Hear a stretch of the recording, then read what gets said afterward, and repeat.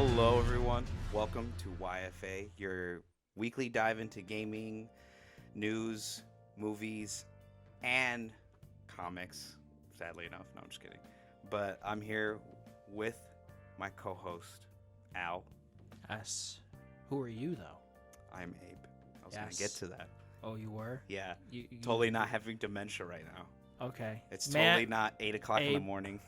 It's almost 9 o'clock. It's almost 9 o'clock, but Yeah, this is super early for me. This is super early podcast. I think we're gonna start doing this probably, but just keep you guys informed. We might have a little bit of schedule change up, probably different upload times. I know if anyone noticed, I was a little late on the upload on Monday. It was practically close to midnight when it came out, but that's because I was working in the morning. And then I got home. Working, yep, making that cheddar. That cheddar cheese. Is it the one that's right by? It's the one right by the Target, right? Yeah. Okay. Yeah, it's a department store. Yeah, it's right there. It's right there. That must be nice. As we're waking up, it's not a huge week, but there's been enough to cover and talk about. Actually, less. Yeah. But I actually have done a lot this week. But let's start off with you. What have you been doing? What have I been doing? Also working, and that's it. The end. That's it. The No. end. All right, we're at the end of the podcast. Thank you for watching. Watching, or more like Listening. mostly listening. Yeah, mostly listening. But no. What did I do this week? Just chipping away at stuff. And by chipping away, I mean I get my Star Wars fix still. Mm-hmm. I've been playing, Battlefront still. Okay, Mostly yeah. single player because the multiplayer is still Still kind of broken. Butt cheeks. Yeah, but single player works fine. I was playing Galactic Conquest. Finished my second campaign of that. Okay. As the CIS. It's just it's one of those games. After all these years, I'm so glad it holds up in that regard. Because hindsight or not hindsight. Rose tinted glasses. When you're a kid, everything's better. Oh yeah. But it's just such a great game to come to at the end of the day and just mindlessly shoot. Exactly. It's just the controls are still tight. Everything is fluid. Mm-hmm. It's the single player stuff. It's a pretty decent port. It's just the multiplayer stuff now that's just not the best. But hey, I never played the multiplayer back in the day, so whatever. But yeah, been playing Battlefront, and then I played the Stellar Blade demo. You did? Yeah. You know what? Yeah. I put it on my list, but I never really got to it. You didn't play it? You said we'd play it. I know. I feel damn it. Massive shame. I bring great dishonor to this family. Okay, yeah. Well, I played the Stellar Blade demo. It really takes good. place towards the beginning of the game when Eve, the character you play as, and her fellow female hot badass angel legionnaires, they're landing on Earth. There's like a ship invasion. A bunch of cannons are shooting up, destroying the ships, and you're launched in these pods. Oh, and, yeah. You and your, I guess, kind of best friend, I think her name is Tekka, something like that. Okay. You go on the battlefield, you're fighting a bit, shit happens, it won't spoil anything. And then after the fighting dies down, you get to, I think it cuts to a day later. How long is the demo?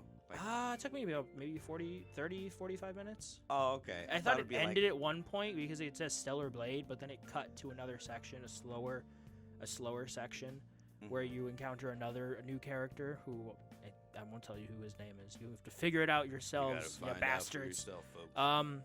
Combat-wise, it's good. There's a good rhythm, a good beat to it. On one hand, the controls feel tight, but when you're fighting multiple enemies, it's kind of rough. It can feel a little rigid, like when you're balancing. You're locking onto this guy, and then this guy's attacking. And it feels like it's a little. Does it not pull the camera back far enough so that you can get the camera? To an extent. I mean, the camera. It's just the way the lock-on system is. I felt from what I heard, it's very little.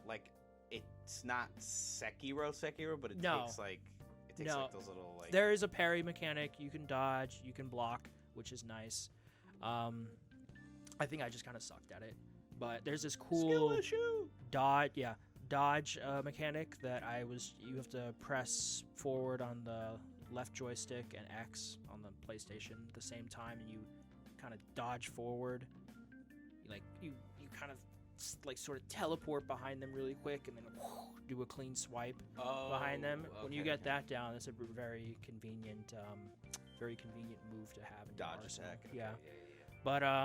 But there's checkpoints. You know, like these little way stations where you save the game and you level up. It's like these little camps that I liked. Okay. I played on balanced mode. It ran well.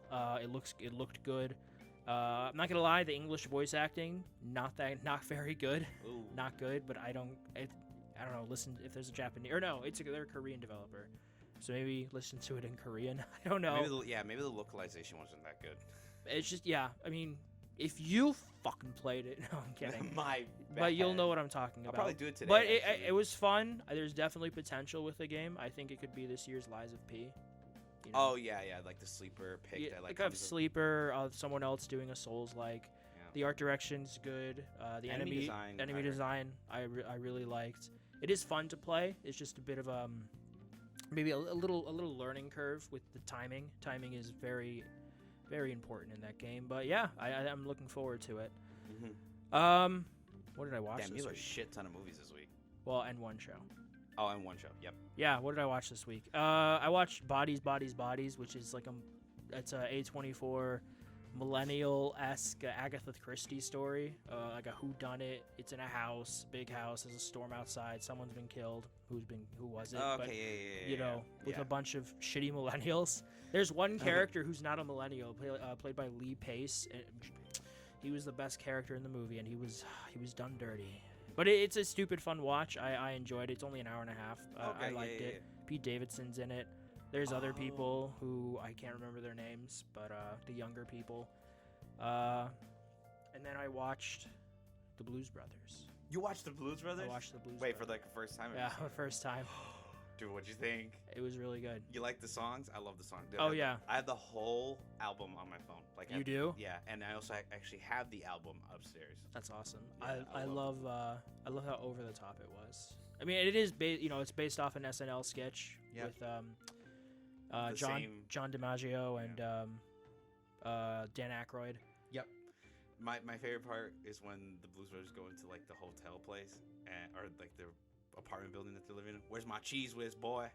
Oh, he just tosses it to him. I love it. I love the whole time, Carrie Fisher's trying to kill John DiMaggio and just blows up the apartment building, and they just wake up like, oh, we got to get to work. And nothing's happened. All rubble. Yeah, it's all rubble. It's all in shambles. And then at the end, the car chase, all the cars that they crashed. broke the world record of how many car crashes in a movie. That doesn't surprise me. It was a lot. It had to be specifically, it's practical car crashes. CGI. Even though back then, like, there wasn't like crazy CGI, but there were some CGI stuff. Yeah, that is like it was the most practical. Very basic blue screen. 125 cars were used. That sounds about right with how much I saw. John Candy. Oh. Yes, great. John Candy. Great chief of police. Oh yeah, best chief of police. But yeah, I loved it. It's an Illinois staple, and I'm glad I got around to watching it. What? The more I think about the movie, I remember the scene where in the car pile up, John Candy goes like, "Can you pass me the radio?" Thanks. Where are we right now? And then there's a Family Guy cutaway that does that. Yeah. When they go to 1940s Germany. Yeah. Yeah. But yeah, I loved it. We're upside Everyone's down. great. Yes, we are. We're in a truck. Okay. And I hate Illinois Nazis. Yep. But I've been watching Brooklyn Nine-Nine still. I finished season 1. Fire show. Such a good show. I love it. It's I don't know what else I could say about it. It's if you like sitcoms at all, or even if you're not a big fan. Like, I'm not a huge sitcom guy, but there are those that I like What We Do in the Shadows and now this. It's amazing. Dude, if you like Brooklyn Nine-Nine, you'll love Parks and Recreation. Oh yeah, no, that's another one I'll definitely get to at some point. That and you'll love Ron. What's that? Scrubs. Scrubs, yeah. Yeah, Scrubs for sure. But yeah, Andy Samberg, the whole cast, they're great. I love Brooklyn Nine-Nine. And then I liked how the season ended. There's a bit of a, him going undercover. Have you seen Brooklyn Nine-Nine? No? Yeah. Okay. How much of it have you seen, though? like a couple episodes here and there, but Oh, I haven't okay. like, fully watched it. I won't spoil much then, but I've seen like a lot of funny clips from the show. oh and, yeah, but it's amazing. It's such a good show. The pacing. I mean, each episode's about 22 minutes. they're all comedians, I believe, right? Oh, I forgot to put something. I think so. They should be. Well, Andy Samberg definitely is, but they have a great chemistry. The whole thing, it's a comedic show. Damn. But yeah, continue. And then I also, in a complete tonal 180, I watched Quiet on Set, the docu-series. It's 4 episodes. Yeah. It's on HBO or fucking Max, fucking Warner Brothers.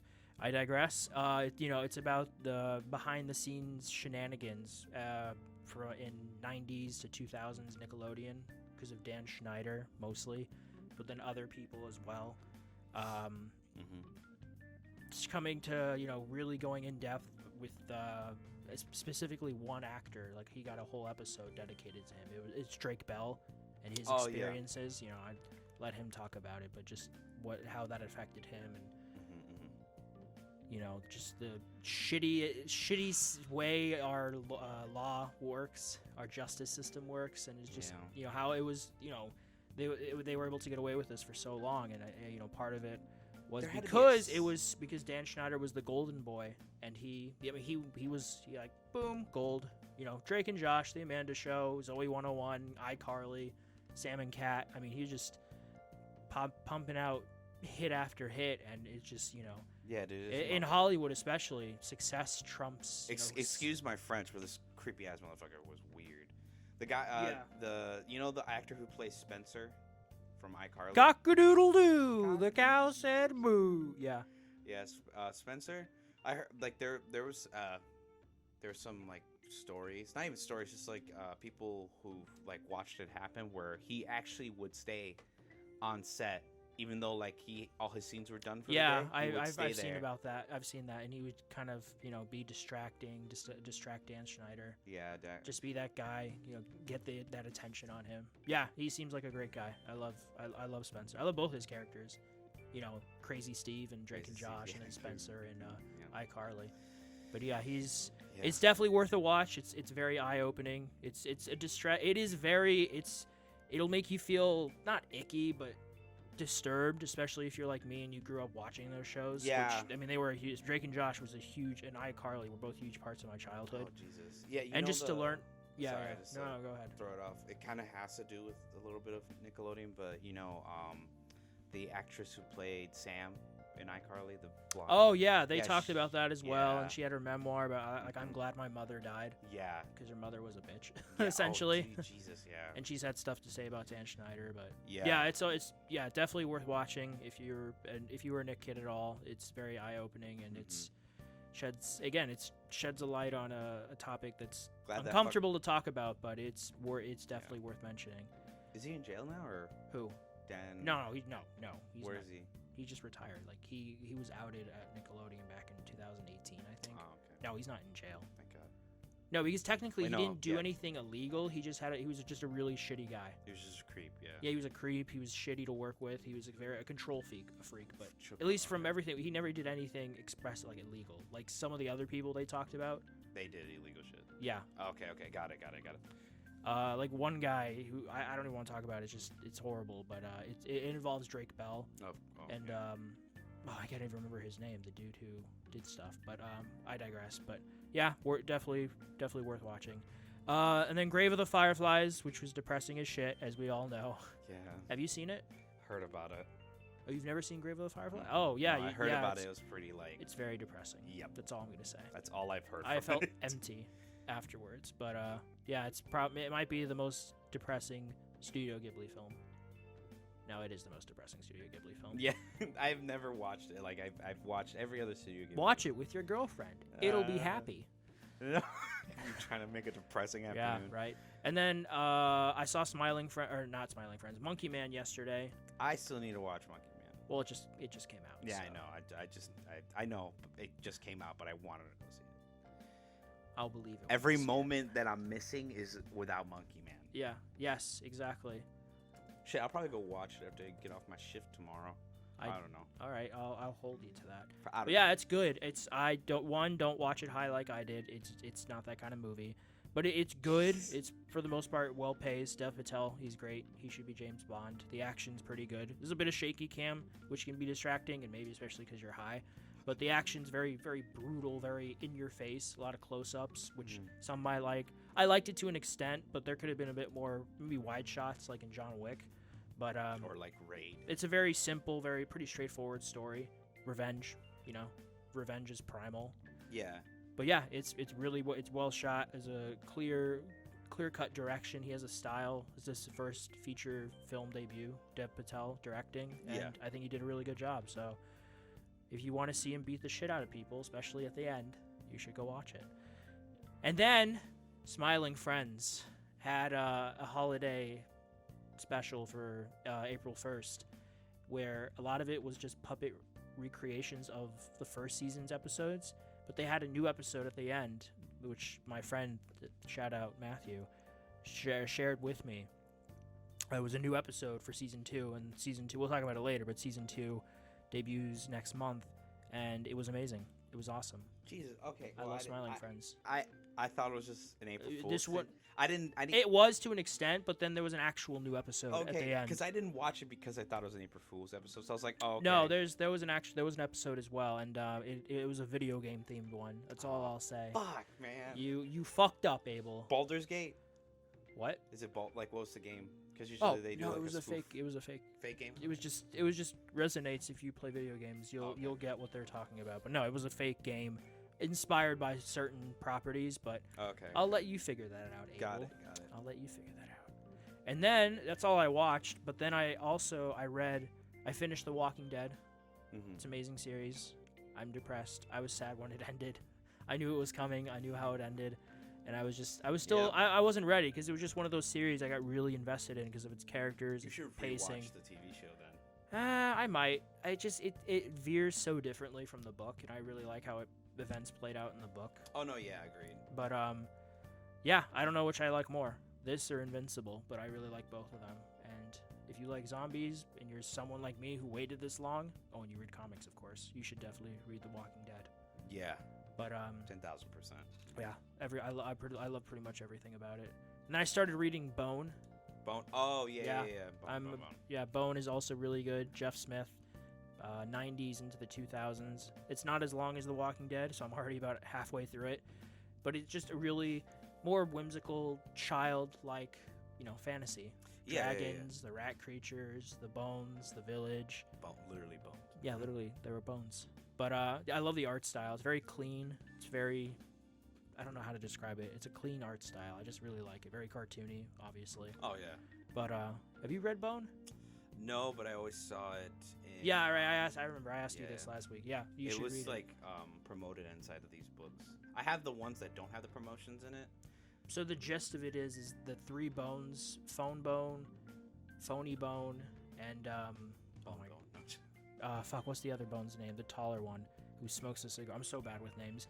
But the 3 bones, because of the phony bone, are chased out of Boneville because he's a Scrooge figure. He's very greedy. He's rich. He's always coming up with schemes to get money quick, but he's always fucking over other people. So they're chased out of Boneville. They end up in the desert. They're lost. They find this map, and then they're chased by a bunch of locusts, and they're separated, and the main character is Phone Bone. He's the good one. And then they end up in this hidden valley, and they meet, a cast of characters, and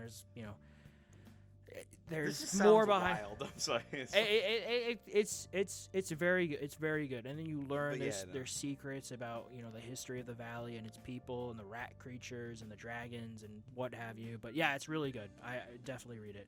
Okay. And then I caught up with the Immortal Thor and then Green Lantern. I'll just combine those. It's just the newest issues. Immortal Thor still continues to be really good. Al Ewing. I love his very blunt, on-the-nose just commentary about our capitalist society. And if you read the last 2 issues, you know exactly, especially issue number 9, you'll know exactly what I'm talking about. For Green Lantern or for Thor? For Thor. For Thor, okay. For Thor. Yeah, they're both at issue 9. But for Thor, it's a very, it hits a little too close to home. You're like, oh, shit. And then Green Lantern, you learn shit about why you know, I won't get too into it, but if you've been reading the current run, you learn with the latest issue, you know, why his ring has been the way it is, and things are solved by Hal. Stranger Things. Yeah, Stranger Things. Exactly. And then I'm slowly still listening to The Hobbit, but I'm not gonna lie, I didn't really listen to a lot of it this week. But wow. Yeah, I know. It's wild. But that was my week. It was a lot. But what about you? What about your week? Oh, my week was actually pretty jam packed. Not gonna lie. Well, obviously the mainstays as always, because I play them every week because they're live service. Yes. Helldivers 2, but this time I quote-unquote completed it because guess what, folks? I platinumed the game. Woo! He's a nerd. Yep. The last trophy was complete a level 5 or higher difficulty with only using sidearm. You can't use your primary support weapons at all. You can't use those. You have to use your secondary, a backpack, and airstrikes and stuff. That's all you have to do to complete. Was it hard? Yeah, it took us like 5 attempts. And then we also had another trophy, which was to call in 6 orbital barrages in one area. Yeah. And the problem with that is when you call in like a different orbital barrage, you have to like do a bunch of inputs. So like it's better to get the long ones out of the way and then get the short ones at the end. And they all last differently, so you have to like use the long one first. It's a lot of like coordination. We're able to get it done in one go. Nice. But yeah, proud of you. Yeah, I finally got that done. And then I started playing Destiny 2 again. Because Bungie's bitch. Well, because the new light update, actually, little PSA, new light update's coming out next week. If you haven't played Destiny, it's a free update. There's a bunch of weapons we're getting back. We're getting what's called the Pantheon, which is a raid boss gauntlet. We don't know any more details. We just know it's coming out towards the end of April. But the Into Light event brings a horde mode called Onslaught, a bunch of old weapons that are coming back. If any of you guys remember, Recluse, Mountaintop, the Stranger's Rifle, which is called now Elsie's Rifle, as it should because it is her rifle. And then some of the raid weapons like Forbearance and the Succession. They're all coming back. There's a bunch more weapons. Including the Black Armory machine gun and the Black Armory pulse rifle, the Blast Furnace. But yeah, there's a bunch of reprised weapons. So if you want to jump in with some friends, this is a perfect time because you can skip through the little Guardian Rising campaign that they have for like free-to-play players when they first start up a new game. Sure. You can completely skip it. Go to what's called, I believe it's called Shax's Armory or whatever. And there's going to be this chest called the Chest of the Thunder Gods. And basically when you open it, you get a complete level boost to the minimum level to actually do the activity, which is 1810. There's like different levels. There's like the soft cap, the hard cap, and then there's pinnacle. Okay.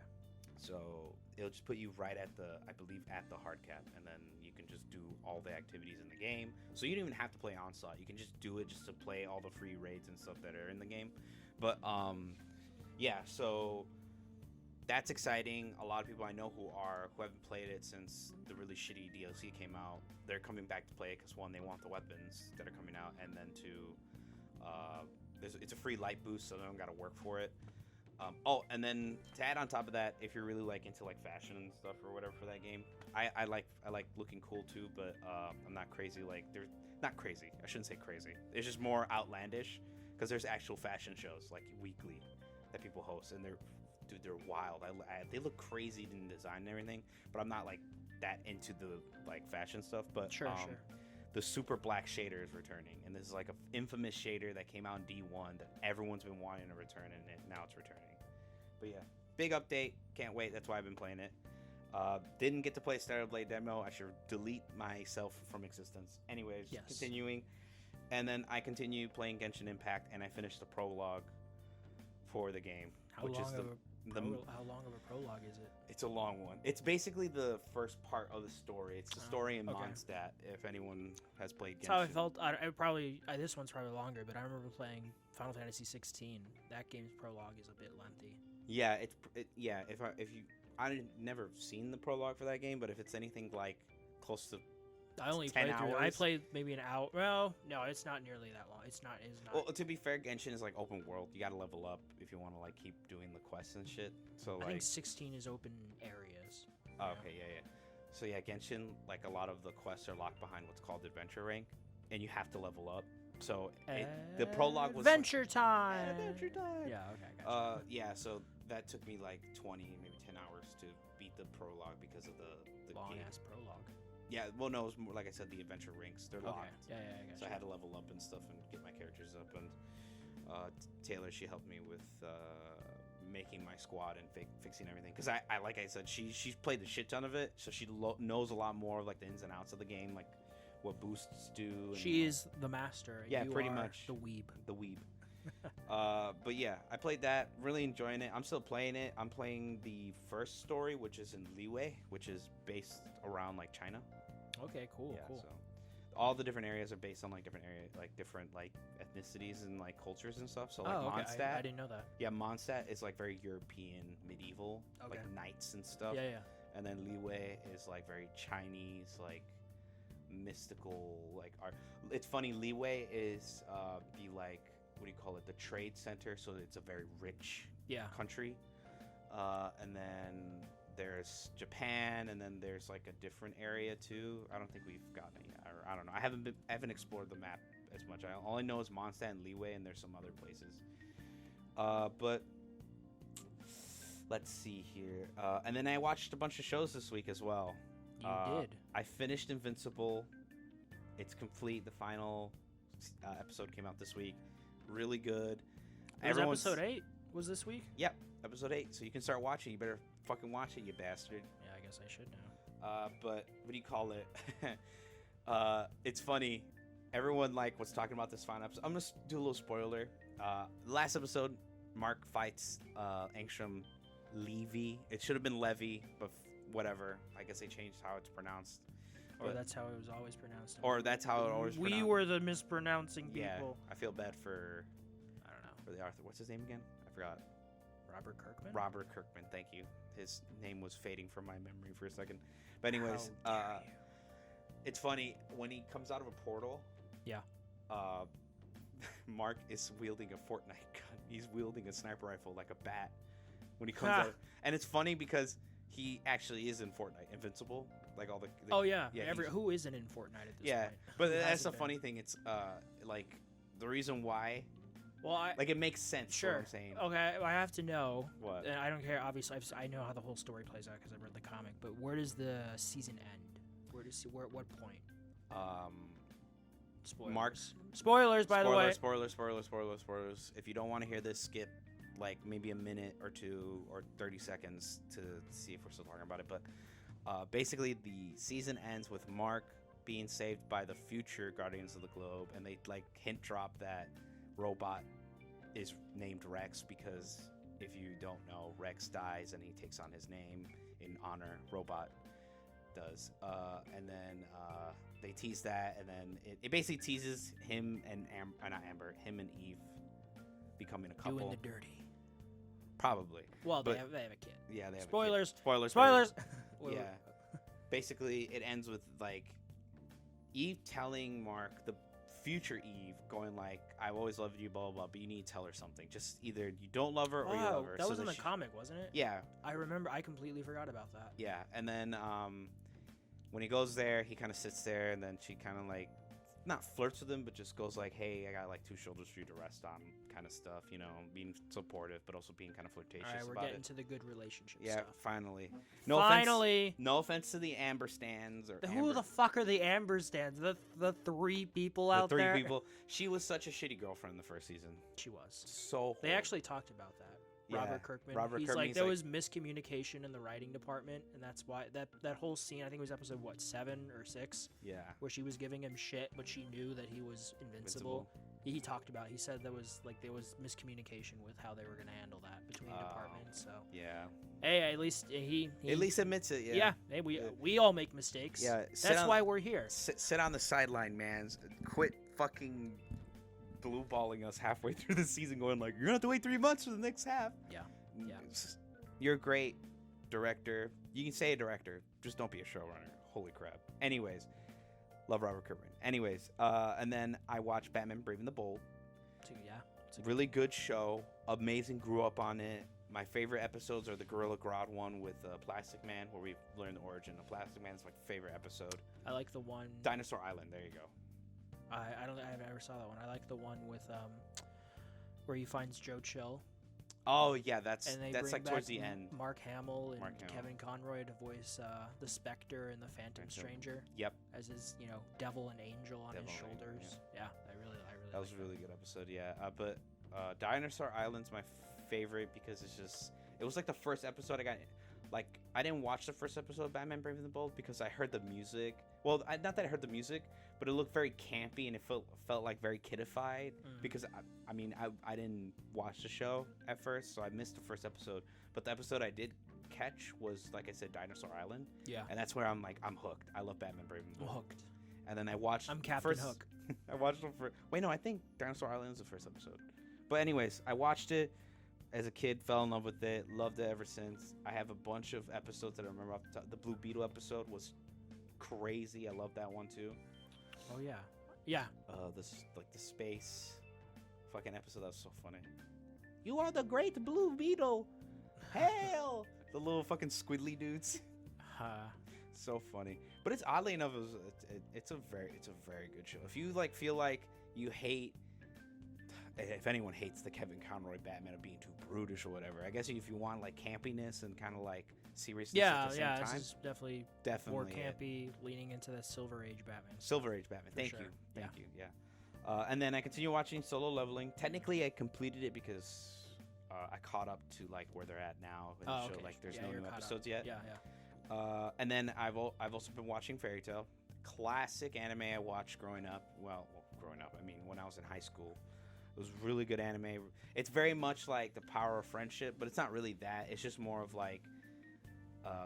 wisdom and all that shit. And wisdom, fairies, and tales. And what do you call it? And having basically just morality. Just having just simple morality, being human.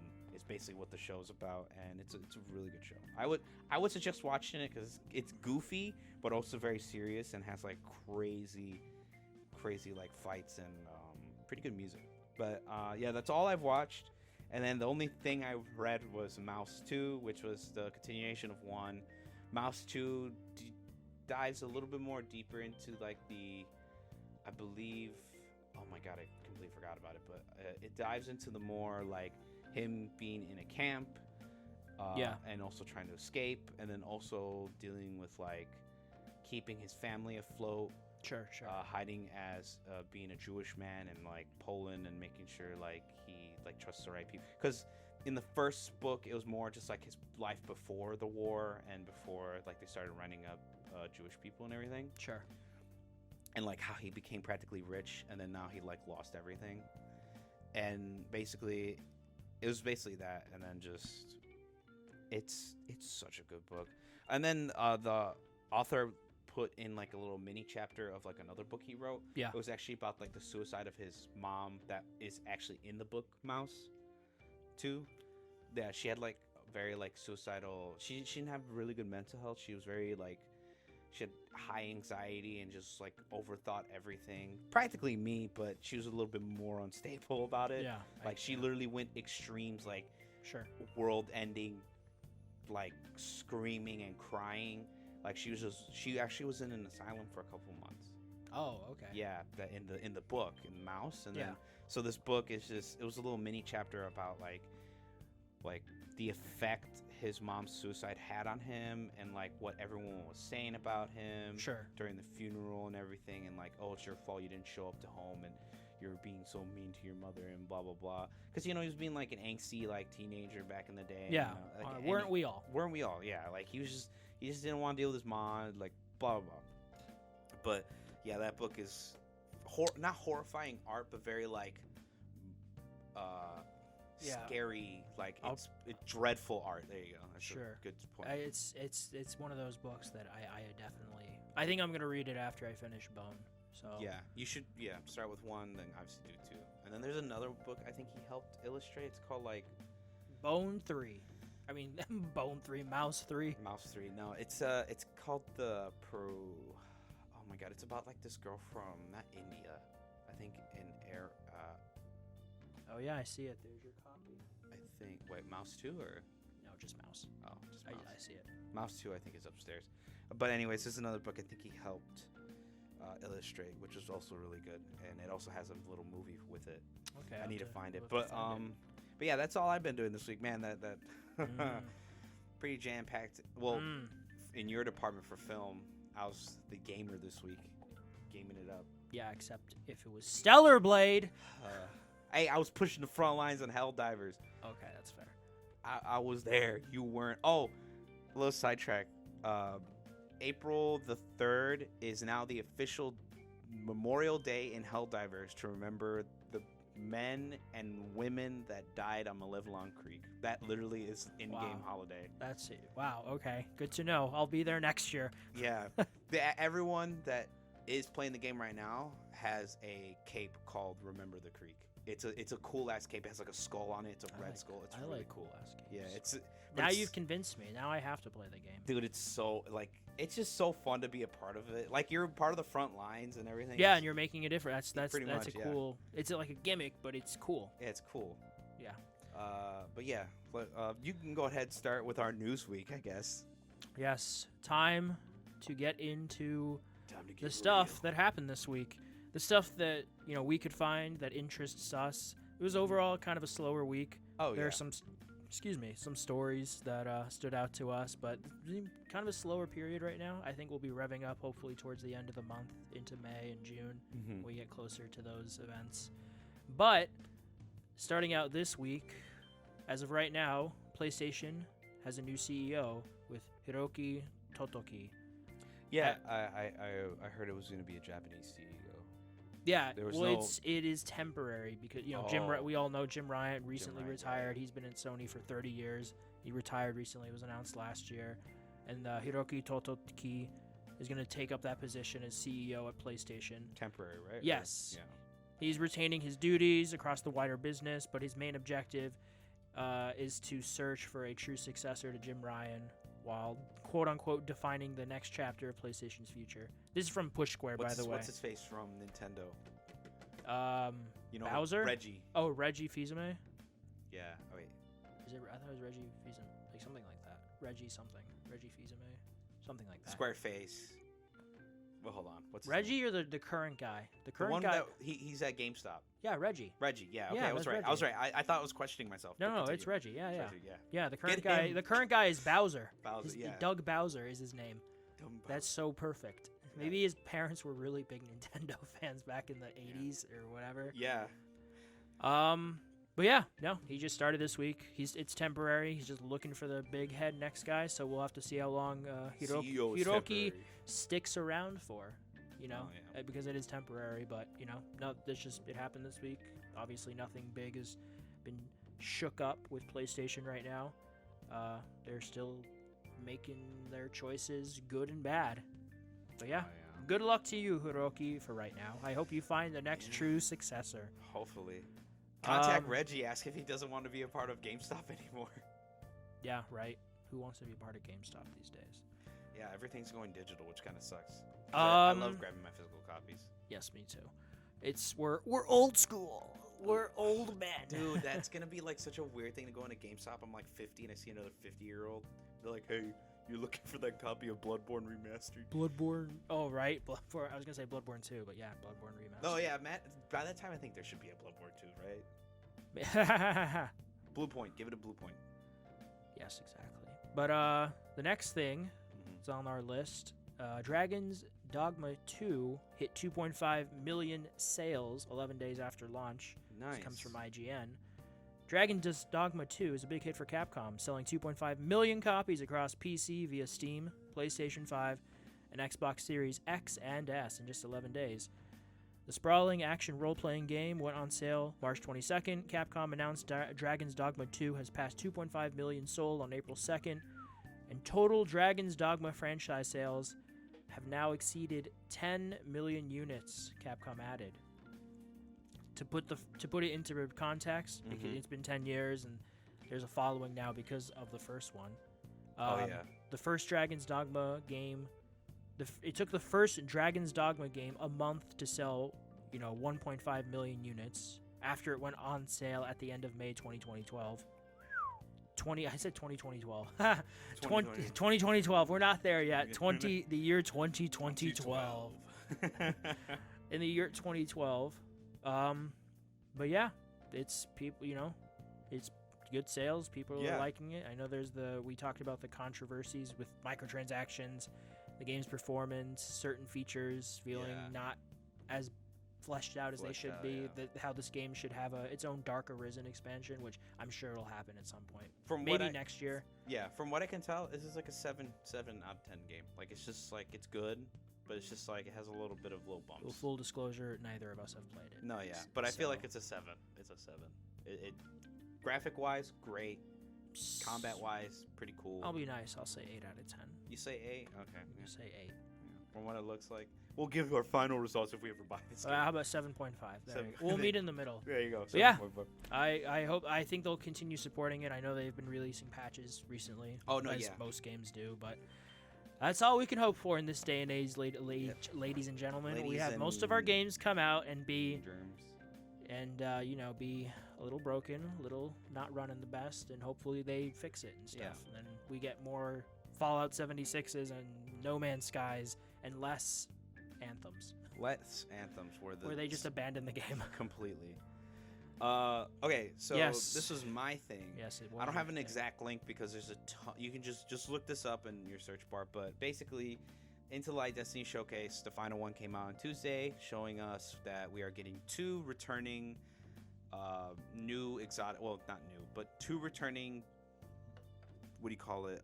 Exotic missions. Everyone knows them. The 0 Hour mission and the Whisper of the Worm mission. Okay. And they're revamped with a couple new mechanics. Well, not even a couple new mechanics. New mechanics, new area, new secrets.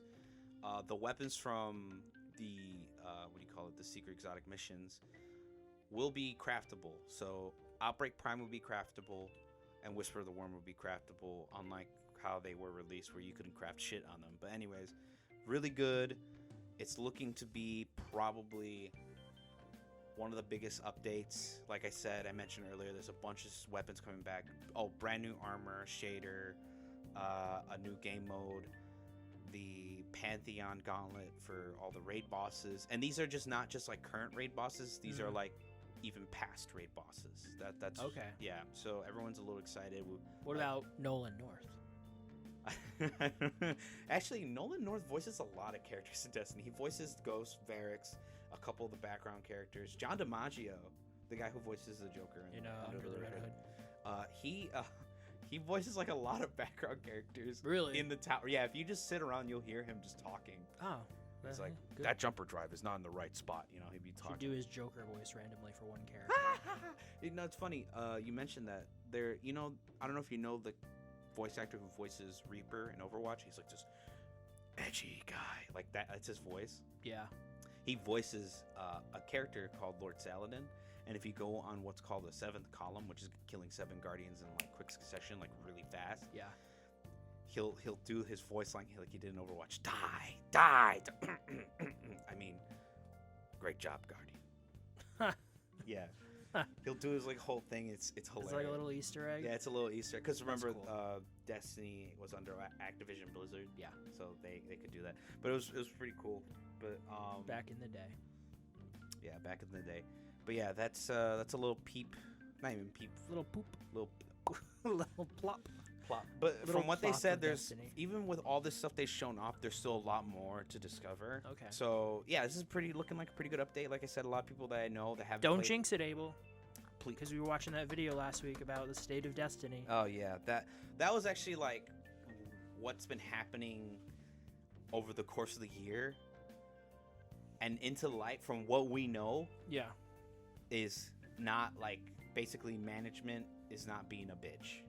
No offense to any like big offense. Big offense. Big offense. Bunching management, but no offense to the developers. Yeah. The management literally doesn't know. Like literally, if you remember that video that I showed you, yes. Literally all of it is just management, just fucking with the game, just like gatekeeping everything. And speaking of gatekeeping, the weapons that I mentioned that were returning, yeah, some of them were not gonna be available until literally the last week of the event. Sounds fun. I mean, not fun. I mean, not good. I'm like, what? The last week of the event, because the reason why I say that is because after this event's over, you can't get these weapons anymore. That's it. They're gone. Goodbye. Yeah. So if you want to get these weapons, come and get it. But yeah, that's come and get them, ladies and gentlemen. That's what happened on so Tuesday. You can play Destiny with the weapons. I don't know. I don't play Destiny. You should play it. I'm probably never gonna play it. At least try the event. It's pretty fun. I'm never gonna play it. That's whack. It's not my kind of game. Whack. I'm a single player guy through and through. If you liked Halo, you'd like it. I never beat Halo. Oh fuck! Look at this guy. No, just playing. I started playing the Master Chief Collection, the first Halo campaign, and I just never beat it. Same with Gears. I tried playing Gears. It's not that I don't like them or they're not my kind of games. I guess I just wasn't in the mood at the time. But I'll get back to them. I digress. You digress. All right. Moving on to the next thing. This thing. Oh my God! This may be nothing. This may be something, but I had to put it here because the internet likes to freak out when it comes to this game, and let's add a little fuel to that fire. But There's this no week way. it was seen that Hollow Knight Silk Song has been classified in South Korea, which could mean that the game's release date might be this year.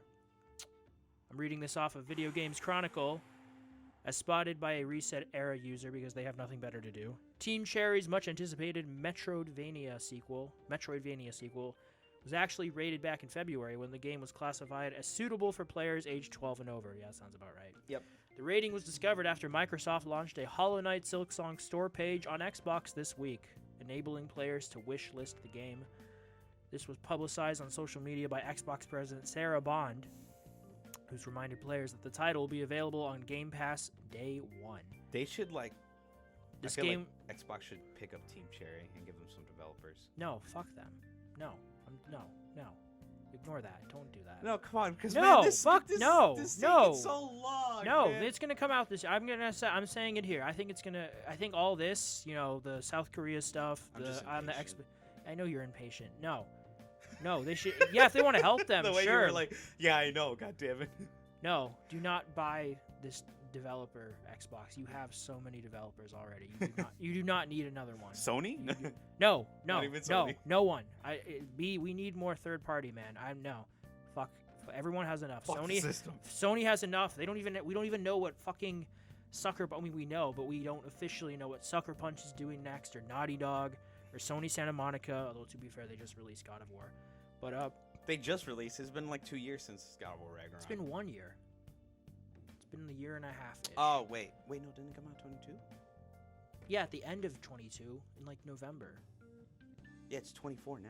Yeah, that's why it's been a year and a half, because it's April. Okay, yeah, right. When it's November this year, it'll have been 2 years. Yeah, it'll be 2 years. Math, Never mind. math, Abel, math. My Math. Math. No, but I never beat the first game. I will get back to it. Yeah, but it's I need to do that. Just so the people are happy. I want this game to come out this year, and I've watched the trailer numerous times, and it just looks, again, the art direction's phenomenal. Always look great, yeah. And it just I need it to come out. But I hope it does. I hope this is alluding to an actual something. Mm-hmm.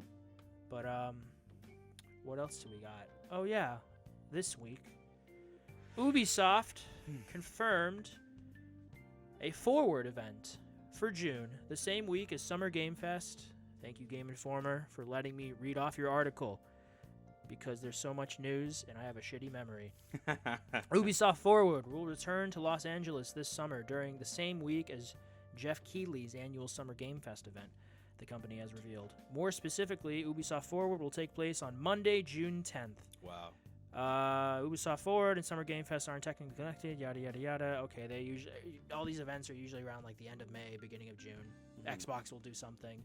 There's a Sony thing. We'll have to talk about that But those are rumors though. But they're All of them rumors. Okay. yeah. But yeah, Ubisoft Forward. Yeah, I think. Well, actually, it's listed here. I think we'll get something for Star Wars Outlaws, Assassin's Creed Codename Red. Yeah, Assassin's Creed Red. Maybe something new. Maybe some more Assassin's Creed Hex. I don't think so. I don't think we're gonna get Hex yet. I think they'll talk about Red. That's the Japan one. Yeah. Hex is the one that takes place during. Oh my God! What is that period of history? The witches. Oh, like the 14th, colonies? 15th century. Yeah. No, but it's more. I think it's Eastern European. Eastern European witches. Okay. Yeah. Like, you know what I think about is it just me, or I feel like they should touch upon World War One or two for Assassins? Well, they did touch upon World War One. I know in what do you call it? Syndicate. Syndicate. There's that one level you can unlock. Well, not Syndicate. It's a Unity. No, it was Syndicate. No, it was Syndicate. But Unity, you have a level where you're in France, and you climb the Eiffel Tower. That's not Syndicate. Well, Syndicate has the level that takes place during World War One. Yeah, that one. Yeah, but there's one that takes place in World War Two in Unity. You play as like. Who are you playing as? You play as just it's not even. I don't know what. I guess they both have it. I don't know what happens, but basically it's a challenge map, and you just have Did I play that? You just have to climb all the way up the Eiffel Tower. I don't think I played that. I played it. It was really cool. But it was set. Are you sure it was set during World War II? Yeah, because in World War One, Germany never invaded France. Well, no, that's why I was asking. Were there Germans in the streets? Yeah, there were fucking dogfights in in the air and shit. Okay. Yeah, okay. Yeah, and they were like you had to like dodge the spotlights, but at the same time you had to dodge like straight bullet fire. Okay, now that you say that, it actually sounds the spotlight part. That sounds. Oh, and don't you you have a Gatling gun at the top and you you have to shoot. Yes, down, yeah. Okay, I remember that. That's coming back to me now. Yeah, it's okay. Unity. Yeah. Yeah. Well, Syndicate has a level where you're playing as an older Evie. During World War One. Yeah, in London. Oh, during World War II? One. No, World War One. It would have been fucking ancient during World War II. Yeah, but no, yeah. No, it's World War One. I feel like they should touch the Assassin's Creed, like what the Creed was doing during World War One and Two, at least. I don't know if that's harder to do because at that point you have to deal with machine guns, you know. But it's a lot of espionage. Like that's a whole I don't know. If I know. That's I feel like the spy thing. I'm sure they could figure something decent out. For me, and it's such a cliche answer, but is that like your number one historical pick? Like but now we're getting the Japanese Assassin's Creed. Yeah. Now that's the next. Yeah, one Japan was probably my number one. I didn't need it as much just because we got Ghost of Tsushima. And Ghost of Tsushima is essentially a very polished Assassin's Creed game. That's been said many times, but I agree. But for me, Ancient Rome. Ancient Rome is my number one pick, 1000%. I need a proper Ancient Rome game. Well, we already have Ancient Rome. We already have Vikings. That was also one. We have Vikings, and then now we're gonna get Samurai. Yeah, and then Hex again. Dude, Hex is like not Gothic. It's Gothic. It's vampire. European. But I need a proper description. Give me. I need what do you call it? We need one that's set in the West, like the West, like cowboys. Assassin's Creed like cowboy stuff. Okay. Okay. Just would you fucking come on. Oh, it can take place during the Mexican Revolution. Mexican-American Revolution, I think. Or is it the French and Indian War? That's in the north. That's in the north. And then we have the Mexican and the Mexican-American Civil War that happened. Central Europe during the 16th century Holy Roman Empire. A pivotal time in history where mass hysteria gripped the continent as 80,000 people were executed for being in league with the devil. Okay, so that's... Yeah, okay. That's... Not around Ezio's time, right? No. No, he was dead by the 16th century. No, 16th century is the 1500s, and he died... When did he die? He died in the sometime in the 1500s. Let me look it up. Ezio Auditore. Yeah, he died sometime in the 1500s. Death 1524. Yeah, okay, see, early 1500s. Yeah, he just dies on a bench. You've seen that movie, right? Yeah, I've seen that movie. It was so sad with the music, And I feel like it was such a shitty way to go out. Craig. Hey, he was happy, man. He was content. I think because he just looked at his daughter or something. Yeah, he had a wife and a daughter. Now. No, but like they were right there, and he saw them, and he was happy, and then he died. I love that he fell in love with the lady in the Revelations. Yeah, Sophia. Yeah, and she's a lot younger than he is, but they just hit it off. That's Italian men for you. They like. But man, he was in good shape for his age. I mean. Yeah, no shit. He's Ezio. Yeah.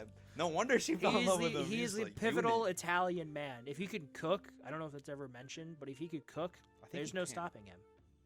No stopping him. Dude, that's just so funny because like now to think about it, like Ezio was like close to his like 40s, 50. He's like almost reaching 50 in the third game of his game. Yeah. And this man was fucking rizzing up the librarian, who I think is like close to late 20s, early 30s. Yeah, she's pretty young. What's her name? Ezio. Look up Ezio Auditore's wife. Ezio Auditore wife. Her name is Sophia. Yeah, Sophia Sartor. Yeah. Okay, Assassin's Creed wiki. Thank you. I love how every fandom has its own wiki. Yep. She was born in 1476. When was he born? He was what? Ezio? Yeah, Ezio. Who else would I be referring to? Oh, no, here. I found... Okay. Sophia's entry in the Animus Revelations, blah, blah, blah. This would make her 17 years younger than Ezio, because Ezio at the time was 65 and Sophia was 48. Okay, that's Damn, she looked great for 48. She did. Yeah, she was born in 1476, and he was born... Ezio. Damn, Ezio? Parkouring at 765 like a fucking madman. And Ezio was born in 1459. Okay. Holy shit. There you go. Yeah, see, 17 years. Yeah. Man, Ezio, man. What's your training regimen, man? What do you mean? What's his Have you play the games? Dude, that's his training regimen. But bro, if you play Revelations, he's doing that at 65. I know. Years I old. have played Revelations. I know he's older. What a unit! Climbing all kinds. He climbed the Hagia Sophia. Did you get the trophy for that? We What? used to climb it in like under 3 minutes or something. Yeah, I did. Yeah. Got that like easy first try. What were Anyway, we talking sorry. about? Let's continue. So yeah, I think we'll get for the Ubisoft Forward. I think the two things I just want. Yeah. Star Wars Outlaws, which we're getting a trailer for next week, and then I want to see Assassin's Creed Red. Code Red. Possibly a little teaser at Hex. We're not seeing Hex. Damn it. Mark that down. Mark that down. Okay, maybe if we see something, it's like It's a little teaser. like a little snippet, but they're gonna focus. Someone doing magic. They're focusing. They want to focus on Red because that's the one everyone's been clamoring them for years. I hope it's really grounded. I hope it's not like I get it, like the apples of Eden and all that, and like super sci-fi. But like It's always been there. Yeah, I know. But Since the first game. I know, but I love like the ground, like It's never been grounded. not the groundness, but like the mesh it has with actual history. That's fair. Yeah, the first games were the original. They tried harder with the older games to be like that, while including the pieces of Eden. Yeah. But then at a point they're like, "Fuck it, Fuck it." people don't care." Random Sphinx fight Alex. What's her name? What? Alexia. Alexios? Wait, who are you talking about? In the fucking in the Greek DLC, you fight like a Sphinx. You can fight one, like an actual like Sphinx. You don't fight a Sphinx. I don't know. For which game? For Assassin's Creed, not Valhalla, the Greek one. What's it Odyssey? called? Odyssey, yeah. You don't fight a Sphinx. This is a DLC. No. You fight you not a Sphinx. That's Greek. That's Sphinx that's Egyptian. Egyptian, but You do fight I think you fight Cerberus because the DLC is you go to an Animus version of the first civilization. There's a version of Atlantis you go to, Elysium, which is the underworld of the Greek, and then Hades, which is hell. Yeah. So and you do fight. I believe you fight Cerberus, and then you fight Hades, and then you fight the Cyclops, and the Hecatoncheires is the final boss fight. Oh, cool. But yeah, no, Sphinx is that's Origins. Origin. That's the Egyptian one. Yeah. But you were close. You were close. You do. I get your point, though. You do fight those creatures. Mythical creatures. They're constructs of the pieces of Eden. Yeah. Yeah. But what else happened this week? Thursday. Wow, look at this. Oh, yes. We got previews this week for Hellblade 2 from a bunch of news articles. Forbes.com. Yes. Hellblade 2. I'm just going to read a bunch of excerpts from Forbes.com that they took from other gaming sites. Polygon said, the game, which I played on Series X, looks stunning, whether it's rendering the black smoking slopes of an Icelandic volcano or the pale haunted eyes of Senua performer Melina Jurgens. But beyond that, Hellblade 2 has a tactical immediacy that seems to operate at an almost subconscious level. Ninja Theory's artists are seeking an emotional connection with the player that they believe can only form if the player thinks that what they are seeing is real. Okay. GameSpot said, truly, May cannot come soon enough. I can't remember the last time a game preview left me so excited to dive into the full experience. That's pretty good. Yeah. IGN said, this battle demonstrated the increased variety of enemy types, with new foes emerging from the shadows to replace their fallen allies. They delivered both quick, ranged attacks and heavy close-up blows that put my, admittedly rusty, skills to the test. All of this occurred while all hell seemingly broke loose around me, as innocent victims met swift and vicious demises, while fire, flames, and all manner of horror filled each corner of the screen. It was thoroughly exciting and felt like an improvement over the original's rigid by comparison combat. That's good. Yeah, that's good. The previews broke almost at the same time. Another Ninja Theory story emerged that the studio's high-profile co-founder and creative director, Tamim, Antoniades, has left the studio, where he's been with the team since 2004, through Heavenly Sword, Enslaved, Devil May Cry, and the first Hellblade.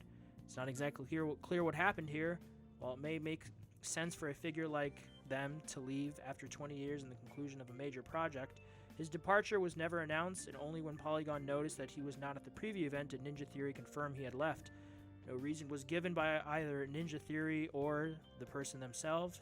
He did indeed work on Hellblade 2, so you might imagine he would at least stay through launch to help promote it, but he's gone. And it's not known why.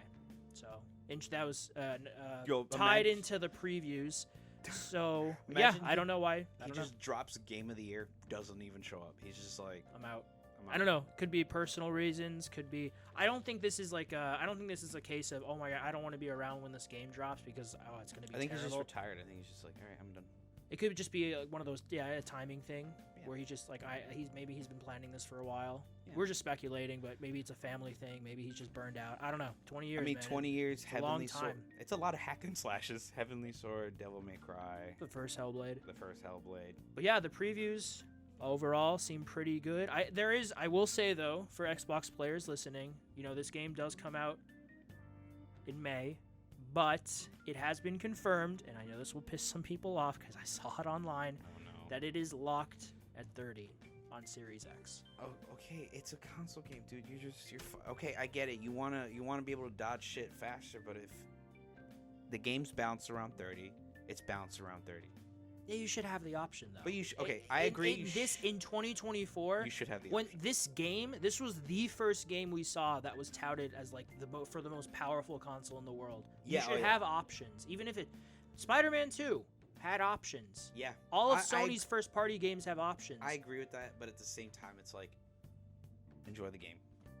I'm probably just being like a fucking. No, obviously enjoy the game, but we should be at the point where developers should, especially it's been so long. There are options. It should be not even that. Options. I think 60 should be like the new, but at the same time, it's like if it's 30, okay, it's 30 as long as the game is playable. No, obviously the game should be played. I think that won't be an issue, but it's just 30 is so. It's jarring. It's so last gen.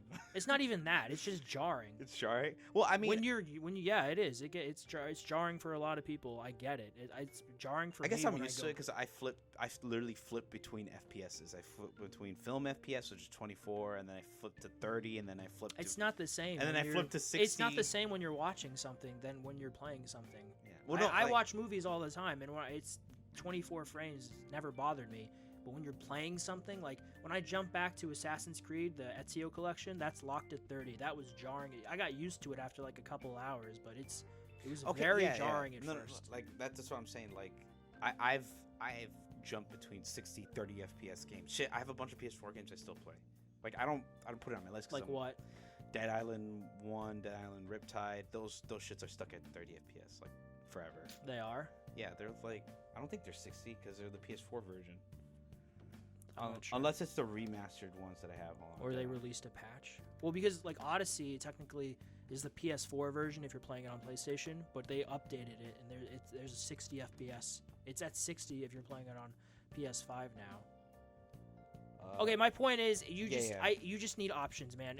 When it's this game, and it's been touted we've known about it since 2019, and it's for the most powerful console in the world. Powerful. Like that's not people. No, I'm gonna play it on PC. Obviously, I don't have an Xbox, but it'll be no problem for me. Hopefully, we'll see how it runs with my 3070. But as long as I can get 1440 at a mostly steady 60, I'll be content. I think I can pull that off.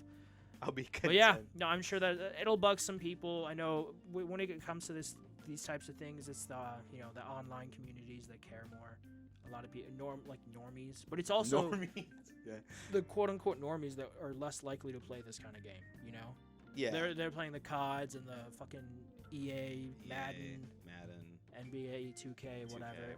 The schlop. Fortnite. They're eating the McDonald's of gaming. Yeah, exactly. But hey, I'm still really excited for this game. I can't wait for next month. I'm probably gonna get Game Pass again just for a month so I can play this game. But I'm excited. I love the first game. But yeah. Oh my God, my Wi-Fi disconnected again. Good. No, I'm just fine. Next thing, the PlayStation Showcase. Oh rumors. yeah, this came out Thursday. These are rumors, but I only put them here because they're from a credit. Oh my God, it disappeared. What the fuck? Sorry, everyone. My Wi-Fi. I'm connected to my mobile hotspot because someone's Wi-Fi is a little spotty. I don't know why it won't connect to your stuff. It's okay. It's probably me. But this comes from Jeff Grubb, who's but I think is he a journalist? Whatever. He's been proven to be a pretty credible insider. And last year he's one of the first dudes who talked about when last year's showcase was going to be. And he was saying, hey, I'm hearing again towards the end of May that Sony's going to have... May? Yeah, end of May. End of May. They were going to have another showcase. So... Can't wait. I don't even know what they could show, but... Ghost of Tsushima 2. Ghost of Tsushima 2, Bloodborne 2. Bloodborne Remastered. There's that one dude that we talked about. I don't even remember. God of War 1 remake, please. I will shit my pants if that happens, but I'm not holding my breath. The one thing I genuinely expect from this, I believe him. I think it's going to happen because that just sounds about right because that's when they did it last year. Ghost of Tsushima 2. That's the one thing I genuinely expect to be here, especially with the recent announcement of the first game coming to PC. Yeah, because I feel like the next thing they need to do is Also, Samurai, all the rage right now. Oh, yeah. Shogun. Blue-Eyed Samurai. We just got Rise of the Ronin. All the rage right now. Yeah, you know what's so, like, okay. Everyone's like, oh, they can't make a part 2 because they pulled them off of Tsushima. But I'm like, yeah, Tsushima. Ghost of Japan. Yeah, they're still... They have to go to mainland Japan. No, either that or they go to mainland China because that's where the Mongols are. I think it's going to be Japan. If I had to put money on it, we're going to mainland Japan and we're going to get bigger, like, proper cities. Which we didn't get. There were no huge cities. There was Tsushima. just villages. Forts. Yeah, there were villages. Villages, too. yeah. But I think we're gonna go to mainland Japan. Maybe if we ever get a third game, we'd go somewhere like China. But for a second game, we're going. It will literally put be money on Assassin's it. Creed. It will be mainland Japan that we're going to. But yeah, I mean, we'll learn. I'm sure Sony, they'll usually announce it maybe about a week or two before. So when we get closer to then, we'll see if he was right. But I believe him. I think that's gonna happen. Jin Sakai's gonna be like old with a beard. Yeah, old man Jin. Old man Jin. I am the Ghost of Tsushima. Exactly. But it's the ghost. Heart attack, dead.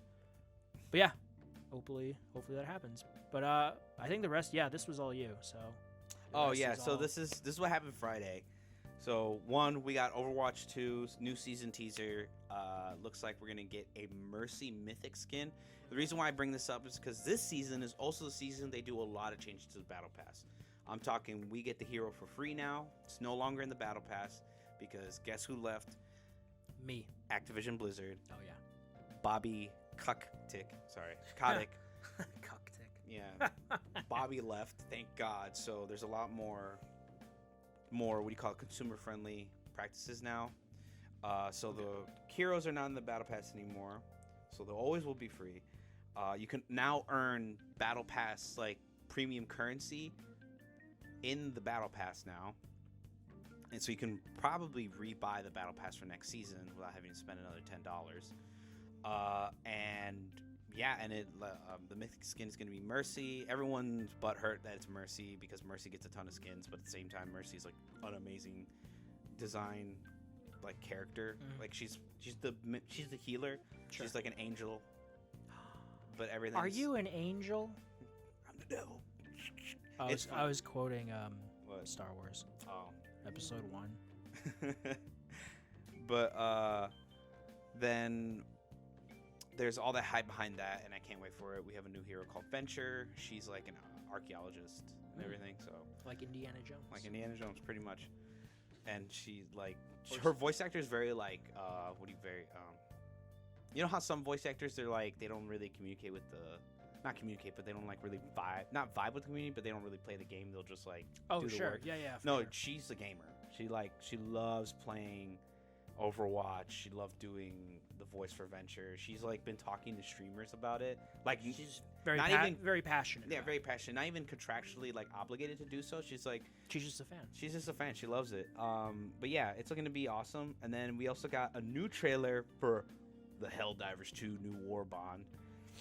But I thought you finished the game because you platinumed it. I platinumed it, but those front lines are never over. War never changes. Okay, that's where I thought you were going with Yeah. that. Mm.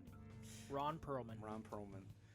Oh yeah, he did the original. Original. Yeah, you know what's so funny is that he if you even ask him about all his voice actor work, he'll probably just tell you, "What? I don't remember doing that." Like he did that with fucking the Hellboy animated. He's like, "I don't remember doing that." Fucking the Lich from Adventure Time.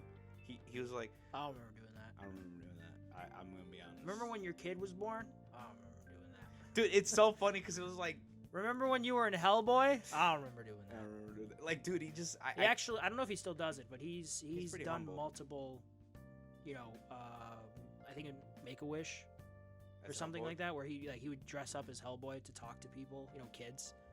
Hey kid. Hey kid. Hey kid. But I mean, it's a lot of makeup, so I mean, I respect for doing that. Yeah. But the Helldivers 2 New Oh, you War didn't get Bond Helldivers. is so good, dude. We got new armor sets and we A got crossbow. 3 new weapons. Yep, explosive crossbow, a explosive rifle. It basically shoots. It's like an explosive round rifle. Once you fire it, Yeah. it lodges into an enemy and then explodes outward. And then we have what's called the Adjudicator assault rifle, and it just has 3 barrels on it. It just fucking fires a bunch of bullets. And then we have a new 2 new secondaries, which are actually no, I think we only have 1 new secondary, which is the grenade launcher. Yeah. And then we have a new equipment, which is the thermite grenade. Okay. Yeah, so it's looking pretty cool. Can't wait. I can't wait to see the armor like passives on the stuff. But yeah, it looks like we're getting a light, medium, and then heavy armor. And yeah, that looks like to be pretty fun. Can't wait for it. It comes out, I believe, April 16th, so it's another week away. Another week away. And then lastly, this actually came up. I didn't bring this up last week because it was only for he just tweeted about it. Okay. But Ninja, if anyone knows, who's been living under a rock, but everyone knows him, Fortnite.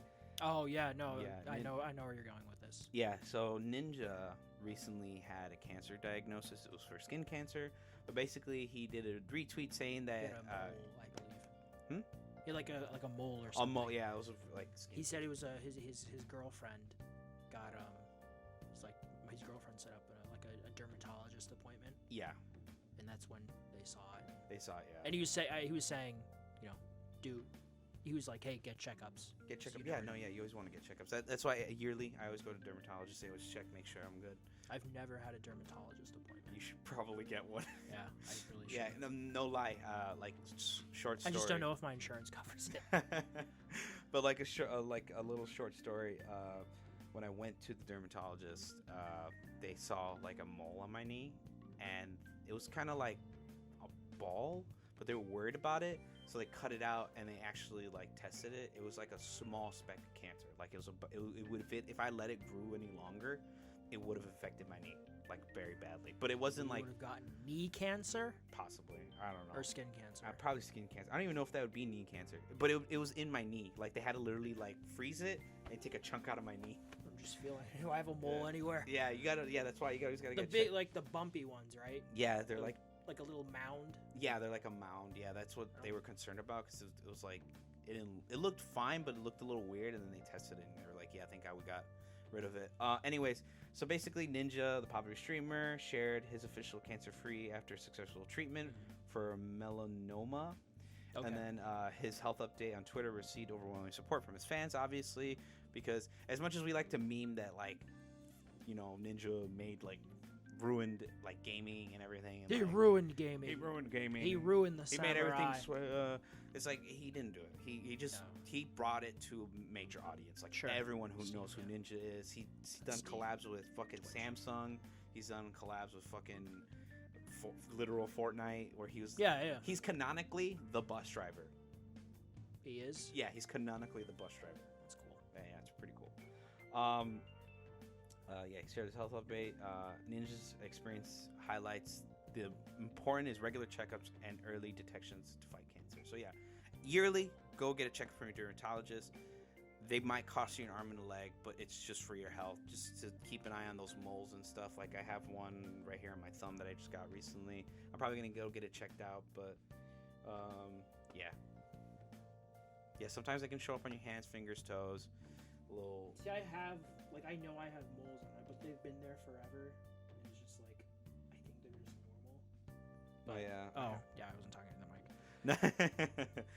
But yeah, just a little sidetrack health update, you know. Yeah, absolutely. Yeah, so I'm glad he was able to recover and that they caught it early. They caught it early. Yeah, we might have lost probably one of gaming's biggest faces. But, they just gotta check it out early. Yep. Yearly checkups, folks. All right, next category is movies. Never heard of them. What are those? They're a concept made by the government to brainwash people. All right, that's what I thought. I'm glad we got that out there. We got that out there for the people. Yep. Thank you for turning into InfoWars. Yeah. They're putting something in the water that's making the frogs gay. So stupid. He's a good performer. I will give Alex Jones that. He is a very good end performer, even if he is kind of a piece of shit. Yeah. All right. Well, the first thing that I saw last week, that's actually technically happening next week, is that Joker. Joker. Folie deux is getting a trailer next week on April the 9th. But this past week, it was officially rated R for strong violence and brief full nudity. Who do you think we'll see naked? Lady Gaga or Joaquin Phoenix? Both. Yeah, both. Let's say both. Mostly Phoenix. Yeah, hopefully. He was naked Batman? Well, yeah, we'll see if Bruce is in. I don't think so, because Bruce was in the first one. Well, his parents died in the first one. At the very end. Yeah. No, but I mean, Bruce was in the first one as a kid. Yeah. But and then the movie ends with like the Joker being like in the asylum. Yeah. And then he kills like his therapist. Yeah. So it's Todd Phillips returning. He's directing it. This one, for those who may not know, is a musical. Hence Lady Gaga being in it. But yeah. It's gonna be strong violence, language throughout, some sexuality, and brief full nudity. But the first one was also rated R. It also made $1 billion at the box office, so I'm very curious to see how this one does. We don't know a lot about it. Obviously, Lady Gaga is playing Harley Quinn. Yeah. It's set at the asylum because Joker was locked up at the end of the first film. Spoilers. Comes out later this year, October the 4th. I'm very curious to see how this does. But we are getting our first official look next week on April 9th. Nice. So I'm very curious to see how this movie shapes up. There is an official poster out there with Joker and Harley, Lady Gaga and Joaquin. Yeah. It not the best looking. It looks a little AI generated, but whatever at this point. But Okay. we'll have more to talk about next week after the trailer. Yeah, ooh, can't wait. But keep an eye out for that. We'll see how that trailer turns out. Oh, and then Yes. on Tuesday, around Tuesday was April 1st, right? If I'm correct. Monday? Oh, fuck. Well, then this was on Monday. Sorry. Ah, you fucked up. Fuck. On Monday, Boo. April 1st, the Netflix channel posted season 2 of One Piece, but it was just an April Fool's thing with the actor who plays Usopp. In the show, Usopp is like this jokester character. That, Yeah, sure. He plays tricks and stuff, so it's, April Fool's, very fitting. It's just probably a little teaser as to the next season of the live-action anime, which I assume they're probably filming right now as we speak. Probably not. They're probably all on break because they pretty much took a while to film the first season to make it just right. Gotcha. But I think we're gonna get season 2 pretty soon. But yeah, that was what happened on Monday. Sorry, folks. I put on Tuesday. Ruined the order. Yeah, today's the 6th, Abel. So Monday. Shit. It's okay. We forgive you this one time. This is your first strike. My first strike. That's crazy. I still need to watch One Piece. One Piece. My friend keeps bugging me to watch. She's a huge One Piece nerd. Wait, like the anime or the live action? Oh, the anime. Wait until the Netflix version comes out. They're redoing the first couple arcs. They're shortening it. You mean that? Of the anime, yeah, they're redrawing it. They're doing reanimation, everything. You should Okay. wait for the Netflix one to come out. So she bugs you, go I'm waiting for the Netflix. All right, anime. yeah, I will. I'm She'll gonna probably tell her give I you- love the live action one. She'll probably give you a biggest side eye, well, then you're not watching. The whole Oda's making the reanimation with Netflix. Yeah, for sure. So. But what else happened last week? Well, on Wednesday, it was announced that we are getting a new Matrix movie in the works from Drew Goddard, who will be writing and directing. Keanu Reeves. For those who are not familiar with Goddard, also this comes from the Hollywood Reporter, so thank you, website. He's worked on The Martian, Cabin in the Woods, which is fucking great, and World War Z. It will be writing and directing a new Matrix film for Warner Brothers. This was announced this past Wednesday. This is the first one that is not directed by either of the Wachowskis, because they directed the first 3, obviously, and then recently, I believe Lana was the one who directed The Matrix Resurrections. It's kind of a big fuck you to Warner Brothers, because it's very. If you haven't seen The Matrix Resurrections, it's very meta. Literally in the movie, they say Warner Brothers wants us to do a new Matrix. In the film, because in the film, Keanu, Neo's been put back into the Matrix. But he has a new 21st century version of the Matrix compared to the late 90s, and he's a game developer. Oh yeah. And his big hit was making the game The Matrix. Yeah. But we don't know anything about the plot, what's it about, but it's Goddard who approached the company with the idea. So he wants this isn't Warner Brothers being like, yeah, we got to make a new Matrix because franchise money. He approached them and wants to do it. So I like that. I think, I don't expect anything from a new Matrix film, but having them approach the studio with an idea shows that he's clearly passionate about this and wants to do it, not just for money, but because he's a fan of the franchise. Yeah. So I'm curious to know, where they take it. Can't be any worse than any of the other sequels we've gotten, so fuck it. We'll have to see what happens there. The Animatrix. The Animatrix is amazing. Yeah. Everyone should watch the Animatrix. It's so good. I love those short stories. And then later that same day, or before, bless you, Thank you, good sir, we got some casting announcement for the Fantastic Four. Yeah, I heard there was a lot of... Julia Garner, joined Marvel Studio Fantastic Four as Shala Bal version of the Silver Surfer. So for those of you who don't know, Shala Bal in the comics is the Silver Surfer's girlfriend. She's the reason that he was like, all right, I'm going to go serve Galactus so he doesn't destroy my planet with my girlfriend or my wife on it. But there are versions where she becomes a Silver Surfer, and so that is who this actress, I can't talk, is playing in this version. Yeah. Which has been speculated to be this is a different universe. Elseworld. Yeah. If you look at the poster that was released last week with Johnny Blaze. Yeah, that's what I mentioned. If you look at the skyline in the background of the 60s New York, it's like very, retrofuturism. yeah, exactly, retrofuturism. So this is going to be a different universe. The Jetsons. But I know some people online are a little annoyed that we're not just getting normal Silver Surfer. Hopefully we will at some point. We'll see what happens here. I'm sure she's a good actress. I'm not super familiar with her, but we'll have to see. Well, maybe will this break the Fantastic Four curse? I don't know. We'll see. We'll have to see. We'll have to see. Fourth time's the charm, ladies and gentlemen. Is that the same? Fourth time? No, not fourth. No. Three. Yeah, third time's the charm. Yeah, fourth time's the charm. Fourth time's the charm. Yeah. But yeah, cool. Jesus. We'll have to see what happens there. And then, oh yes, this next thing makes me very happy. On Thursday, we got some news from Legendary, the studio. They are developing Dune 3. We did it! The spice must flow, ladies and gentlemen.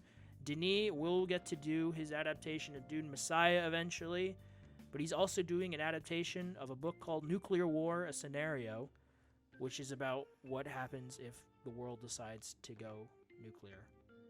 So, like, it's taken from different interviews and found footage. Yeah. How would the world react if we're like, hey, nuclear war? And it Welcome wouldn't to be like Fallout. Fallout. They used atomic weapons in Fallout. But, yeah, they announced that they are doing first nuclear war scenario, which is what I said it's about. It's a nonfiction book based upon that scenario that I just talked about. I've never read the book, and I'm not gonna lie, I hadn't heard of it until this week. But I'm there for anything he does because I just love Denis and his work. But okay, the book explores a ticking clock scenario about what would happen in the event of a nuclear war, based on dozens of exclusive new interviews with military and civilian experts who built the weapons and have been privy to the response plans that have been made responsible for those decisions, should they have needed to be made. So Oppenheimer was successful, so let's see how this turns out. But yeah, they're gonna do Dune Messiah. That's the big takeaway for me because that's what I wanted, and then we're getting it. And it's kind of necessary because having read/listened to the first two books, Messiah definitely serves as kind of a necessary epilogue to the first book, with how it really drives the point home of do not follow messianic figures. Yeah, that's the whole. Yeah, Messiah. it takes the whole chosen one idea and flips it on its head. Yeah, and Messiah really drives that point home. There's a section in one of the chapters where they talk about people like Hitler and Genghis Khan and how many they killed, and Paul straight up Hitler killed like 10 million people if you combine the Holocaust with everyone who died in the European front of World War II. Yeah. Not even including the Japanese stuff, the Pacific front. And he's like, oh, that's pretty bad. And he's like, by my estimates, I have killed 61 billion people, and I have sterilized 90 planets. So he's literally saying, I am 1 billion times worse than Hitler. Because of what happens in the jihad that spreads throughout the universe, which is what the point Messiah drives home, and Paul's an asshole. So I'm happy that he's able to complete his vision, do his trilogy. I can't wait. There are more books, but he just wants to do Messiah, which I get. They get really weird. But yeah, I'm very happy that was officially confirmed and that we'll get it one day. One day. So I did my part. I saw it twice. Oh my god, it disconnected again. Ha! No, I'm just joking. My fucking... I don't know if it's the computer or my phone. Or both. Maybe slide your phone this way. Slide it to the left. Oh, slide to the right. Crisscross. But yeah. Crisscross. I'm happy. I saw it twice because I know Abel's never going to go see it. So I'm calling him out. No! You're never going to see it. You're never going to see Monkey. You're never going to see anything. When's the last time you went to the theaters? Exactly. Oh, no, dude. You want me to date it? I know exactly. It was the Ghostbusters. The new one? Not the Empire one. Not the Afterlife? That was in 2021. Yeah, that was the last time. Get out of here, you. Wait, no. No, I watched fucking Spider-Man. I watched all the... Okay, hold on. What was the last movie? No Way Home. That was also 2021. No. Yeah, I saw something else. Nope. I saw a movie. I saw Sonic, the second movie. That was 2022. Yeah, so I watched that, and I watched another movie after that. Fuck. I have been to a movie. I haven't been to a movie last year actually. I've been watching it all on streaming. Oh no, the last movie That you saw in theaters. Yeah. Last movie I saw in theaters. Yeah, I think that was the last one was the Sonic 2 movie. Yeah, the rest I've watched on streaming. Sonic 2.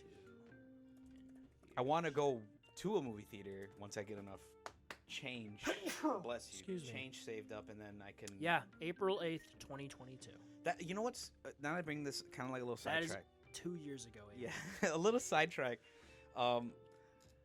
I hate the part of my job that I'm in, like not the department or anything. I'm talking about like the actual like point in time and like limbo I'm in. I'm basically what's called in like a probation area. Yeah, you mentioned. Yeah, you mentioned that. Where like I'm in a 90-day period where they see if I'm even worth the hire. Yeah. And then that's when I can start like. It's asking. 90 days. 90 days. It's 3 months.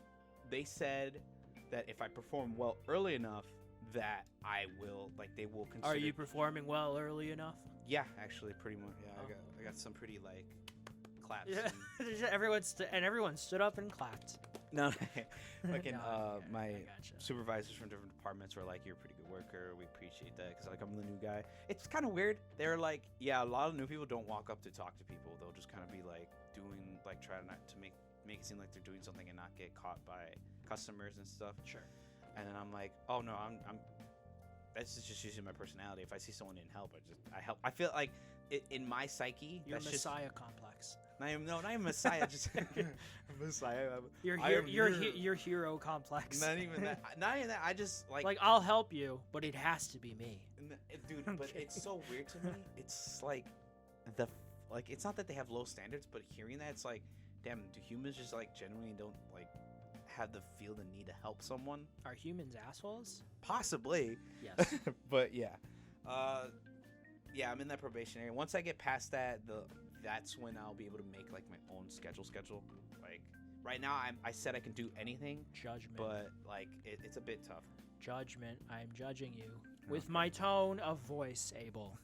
I judge thee. All right, let's do. Let's do. Oh yeah, the next thing. Yeah, I next just thing. wanted to shout it out because Christian Bale likes to do a bunch of shit.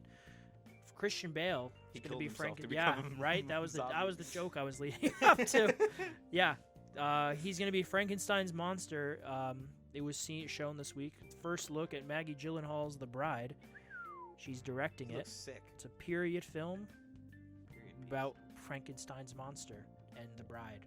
It's a adaptation. Look of at that suit. But yeah, you can see him online. He kind of looks like sexy Frankenstein. Pretty much. And is set in 1930 Chicago. Got to shout it out because we're Chicago people. Oh wow, yeah. It puts a spin on the iconic Frankenstein lore. It's come from Variety, so thanks Variety.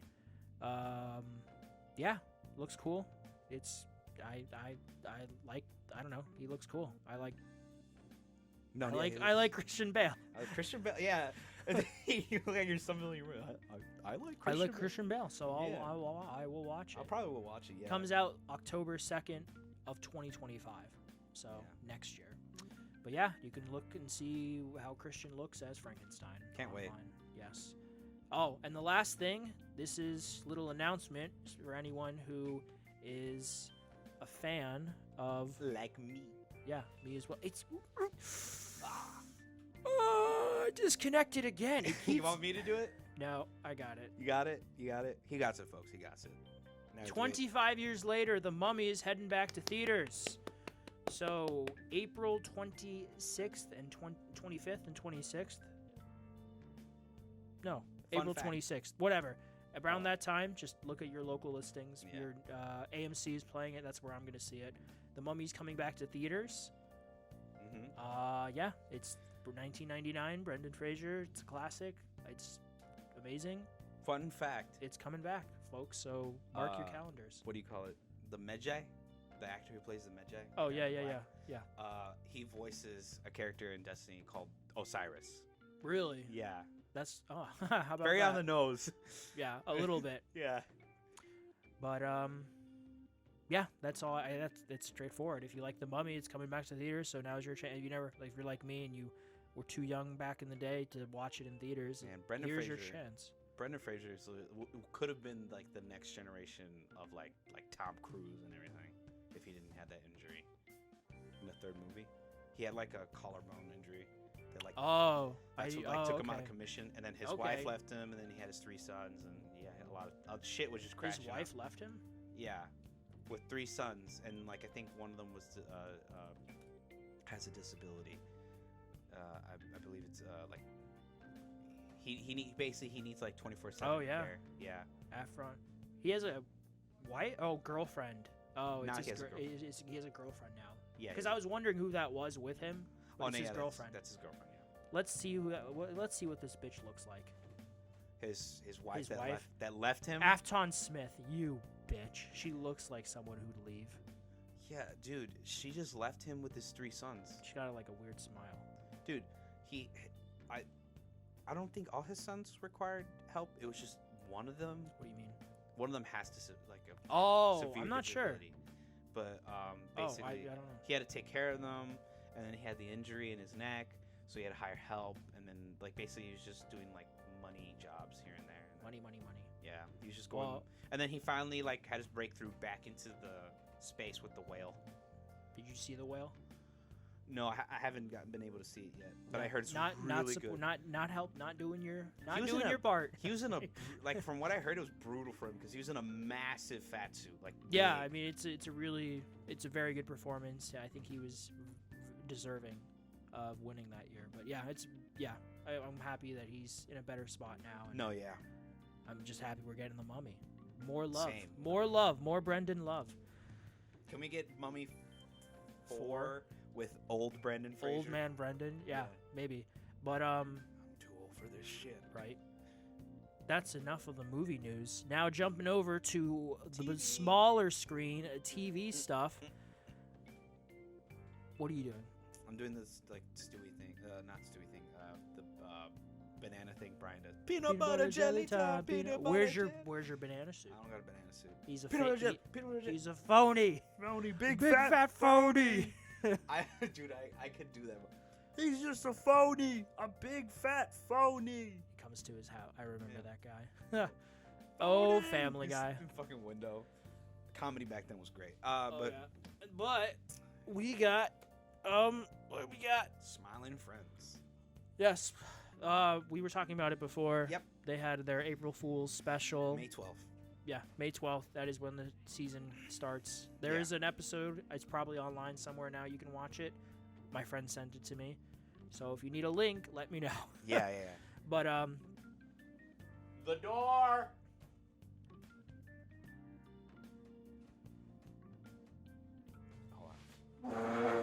Hold on, folks.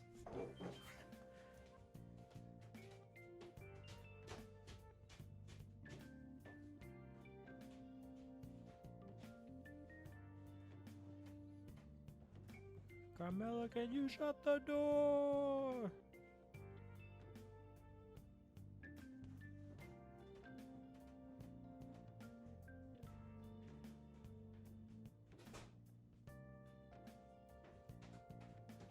Alright, we're good.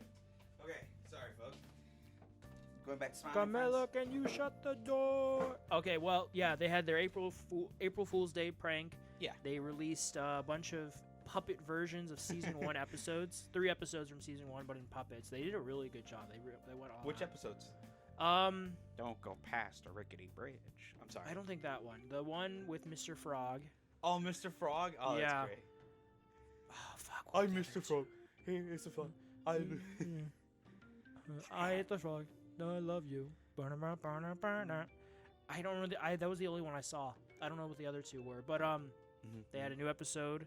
That was the video game themed one with the character who's, a 90s video game character. He's washed up. He's a has-been. He's just, he's washed. He needs to get back on his feet. There's this great video game CEO executive who's just this fat dude who just keeps dipping chicken nuggets into. He's like, "You want a chicken nugget? You want a chicken nugget?" That's him. And and there's kind of a version of a Doomslayer who's a big dumb meathead. He's the new with a trillion polygons. It's a great episode. Detail. It's if you can find it online, it's definitely worth watching. Okay. But it's probably on HBO, not HBO Max. I don't know if they put it on there yet. I don't know. No, yeah, Smiling Friends is on. No, there. I know, but I don't know if they like put the new episode. Okay, yeah. But yeah, May 12th. That's my birthday, so that'll be a good birthday present.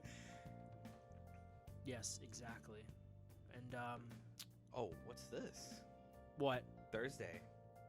Oh, yes. So I don't know if this was known before or if this just came out of nowhere. So with Star Wars animation, for those of you who are familiar, there was Tales of the Jedi that released, I believe, towards the end of 2022, which were 2 arcs, one dealing with Count Dooku when he was a Jedi and his gradual turn to the dark side serving Darth Sidious. And then another is about Ahsoka in her early days on the run from the Empire and dealing with in hiding, and she has to deal with an Inquisitor, and she dispatches him like a badass. This week, we learned that on May 4th, we're getting Tales of the Empire, which are stories from the Empire that are also, oh my god, what's the word I'm thinking of? Anthology series? Is that yeah, what? It's an anthology. So following different characters during time of the Empire. One of them being Barriss Offee, who was a character that we saw in Star Wars The Clone Wars, who was arrested for being a terrorist. We don't know what happened to her character, and now we're going to learn what happened to her character.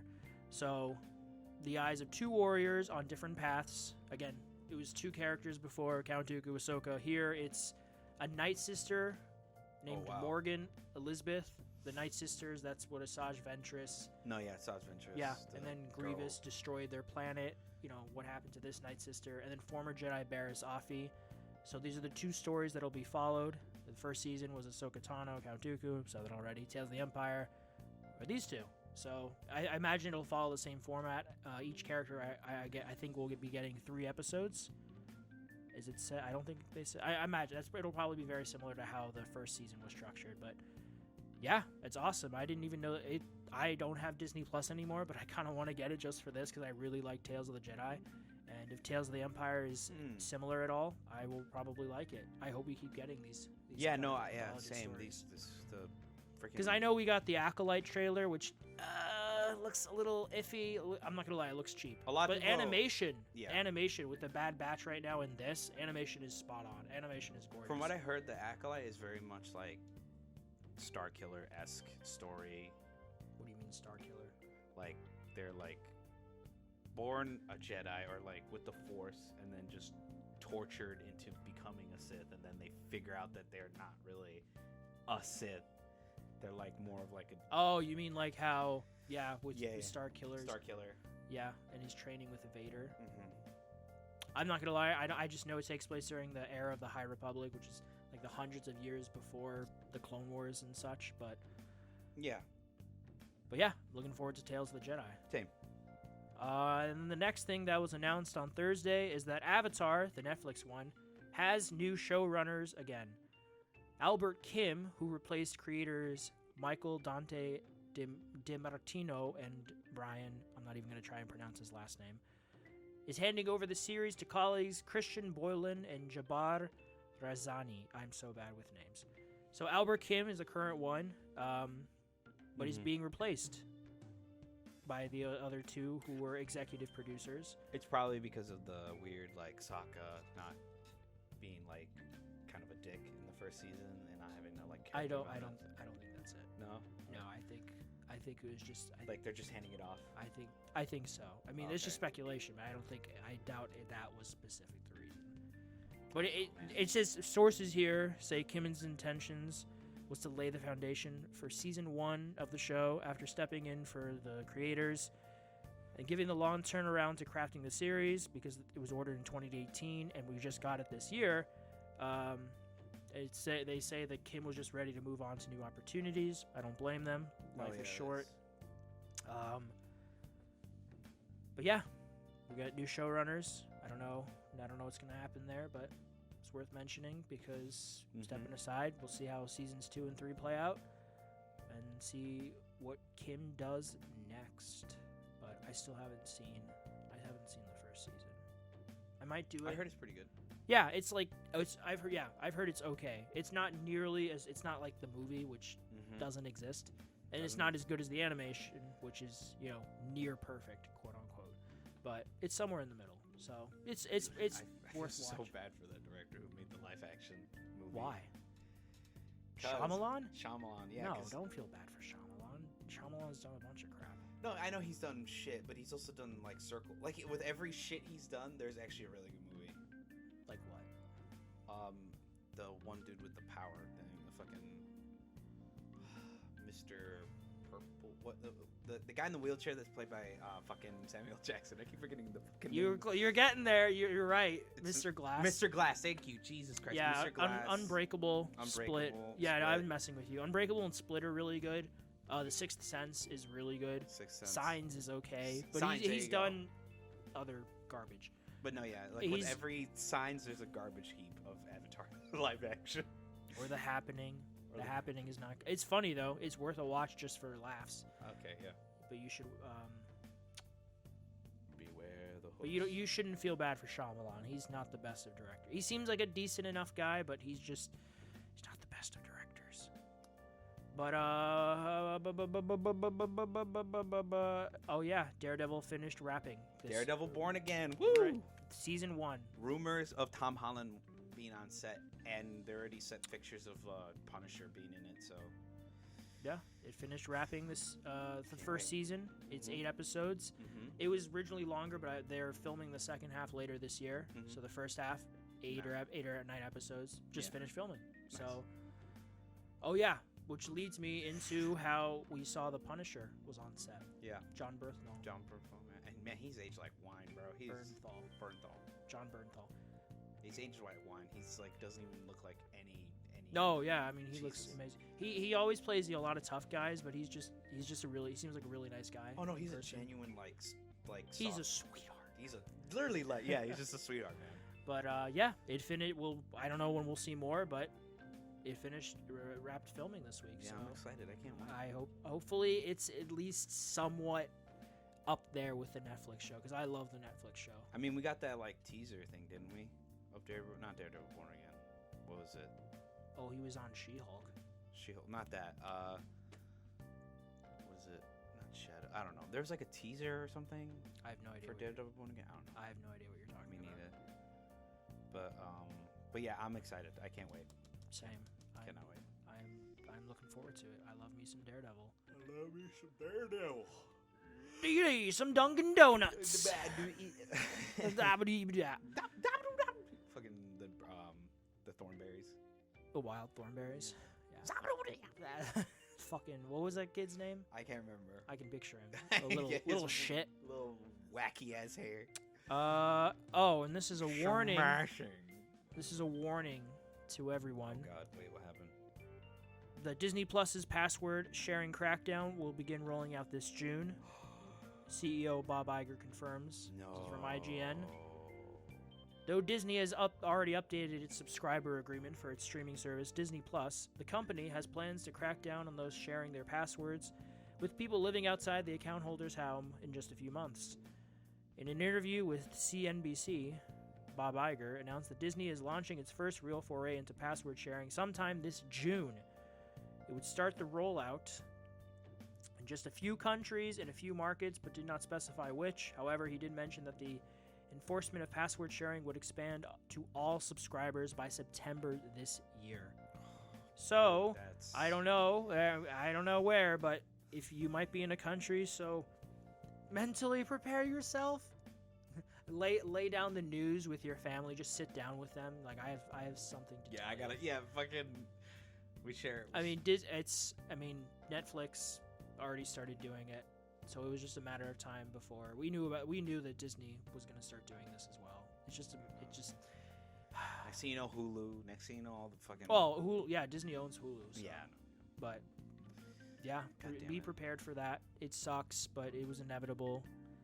Netflix opened those floodgates. Damn it, Netflix. Why can what? I don't know. Your guess is as good as mine. But it's always about the money. Maybe with like account. Can we do like account people? I don't know. Account people? Account share. I don't know, man. Just like only 3 people. Just yeah, sure. Write to Bob and whoever is in Bob charge. and Dylan. Bob and whoever's in charge of Netflix. I have no idea who. But oh my God, we have some comic news this week. Finally, we have some comic news. News. Starting with a copy of Action Comics issue number 1 sets record with a $6 million sale. What? There's a rare copy, just about one in around 100 in existence, has topped Superman number 1 as the most valuable comic in the world. Action Comics number 1, of course, is the issue where Superman made his debut back in 1938. Yep.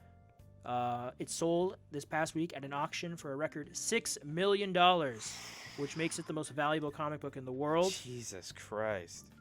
Before that was issue 1939 Superman number 1, where Superman got his first solo series, which sold for $5.3 million back in 2022. Before that, the most valuable comic in the world was a copy of Amazing Fantasy number 15, Spider-Man's first appearance, which sold for $3.6 million in 2021. Jesus Christ. Action Comics number 1 is exceedingly rare, with just 78 copies tracked by the CGC, the official comic book that authenticates and grades comics in their condition. The service believes that there are around 100 in existence total out of 200,000 that initially printed by the National Allied Publications, a forerunner of DC Comics.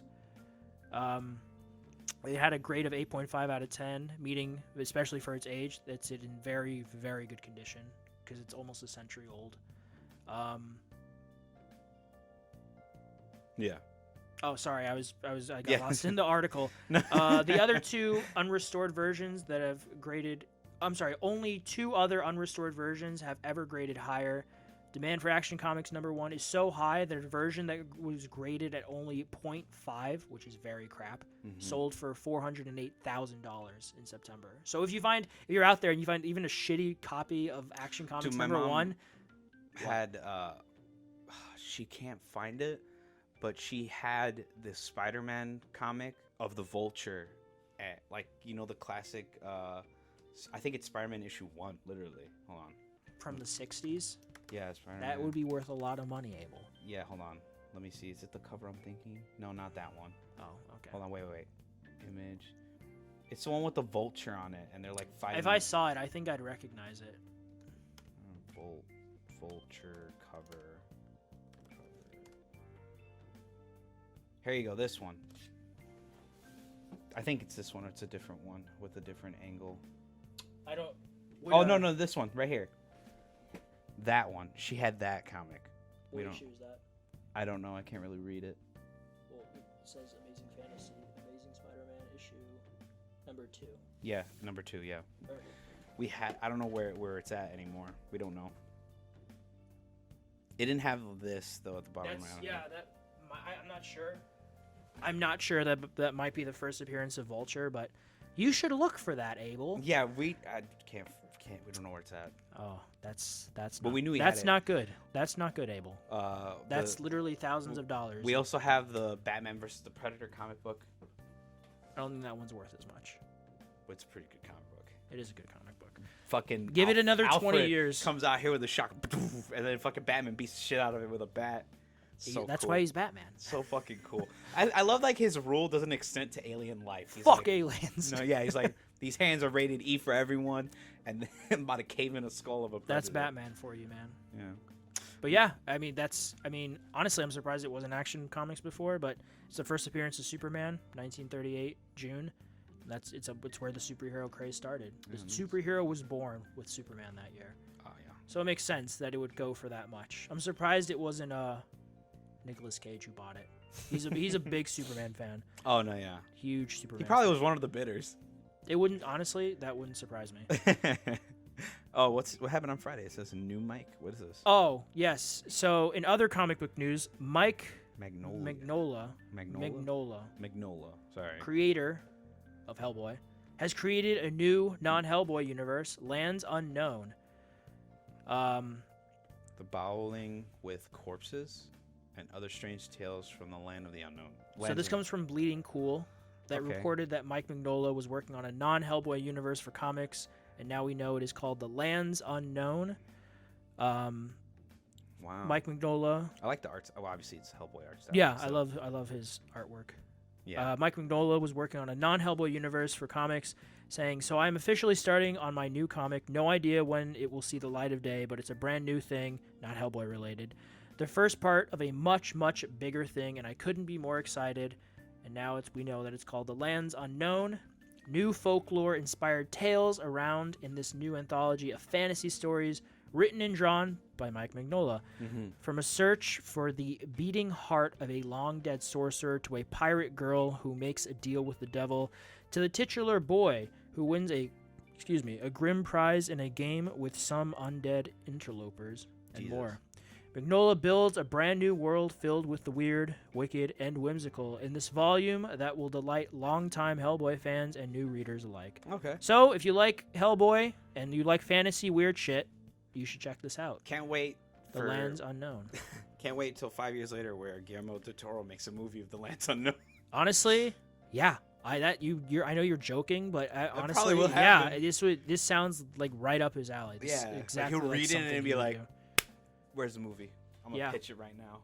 Yeah, so I'm glad. I love seeing creators try new things, do new things. You know, obviously he's the Hellboy man. Oh yeah, Hellboy is an icon at this point. He's been an icon since at least the Ron Perlman movies. Yeah, holy shit. Yeah, Ron I can't wait Perlman to check made it out. Hellboy. Let's be honest. Oh, for sure, he is Hellboy. I think the same way, Robert Downey Jr. is Iron Man.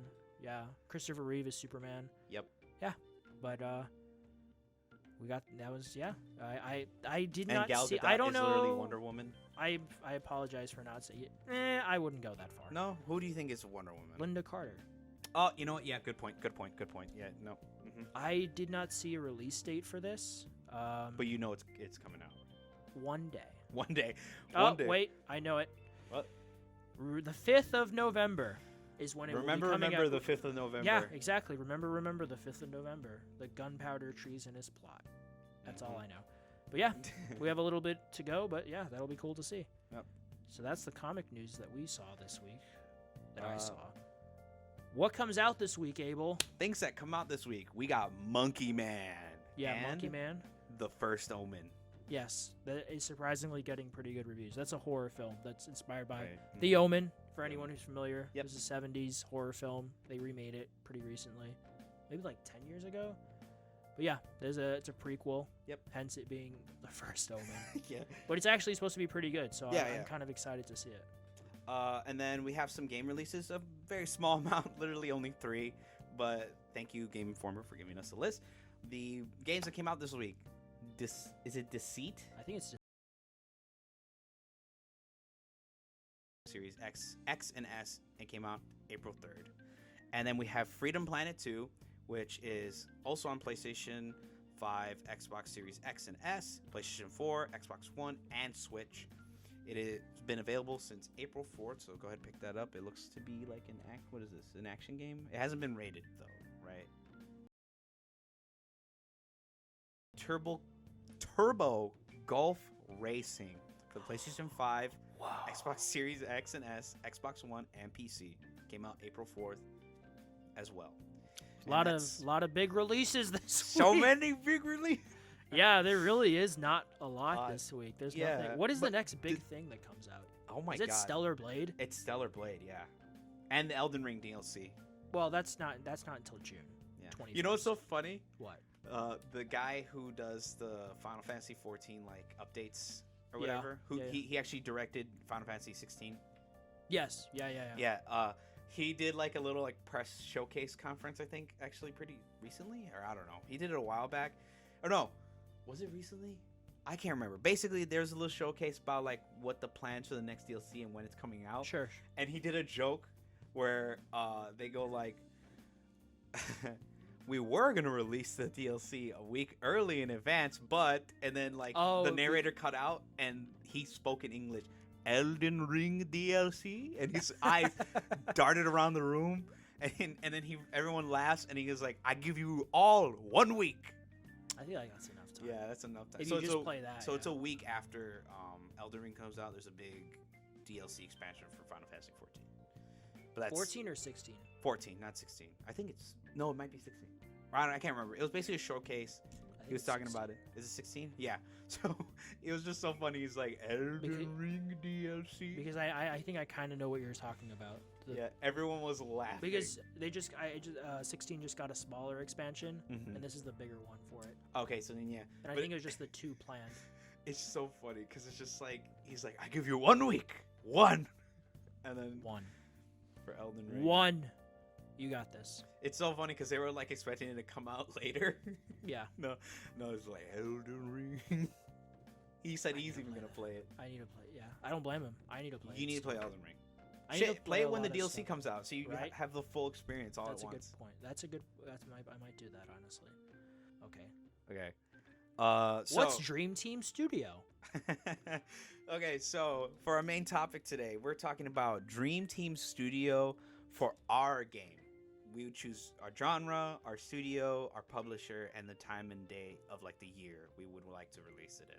So Okay. Al, if you want to go first very quickly before. Okay. Wait, why the year?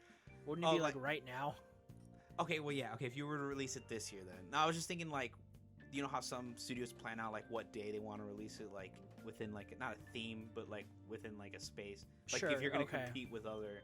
I would pick a time of the year that was quieter to not compete with other games. Oh my god, my dream game. Yeah, so you just, not even the name, you don't have to come up with the name of the game, just the genre, like, action, first-person shooter, whatever. And then your studio. I mean, I have a couple of ideas, but they're based off of existing IPs. You can do that as well. Okay, I'm gonna cheat. I'm gonna do 2. All right, go ahead. I'm gonna cheat. So my first one, based off of existing video game IPs, it's simple.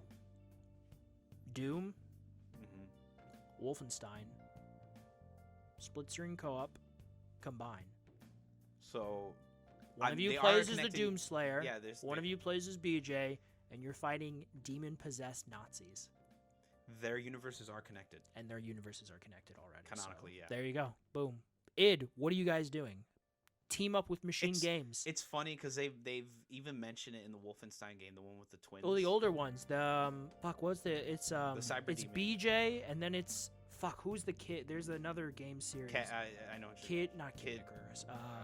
I can picture him. I don't remember his I know name. who you're talking about. And then his fucking son or his grandson is the Doom Slayer. Right, his grandson's the fucking Doom Slayer. And this guy is like a kid, and he's just like, "Yay, fighting!" And then his grandson, "Welcome to hell." Welcome to hell. But yeah, split screen co-op. More of those would be great. What's your especially dream studio? Would you want it to be id, or do you want to try a different studio that might be?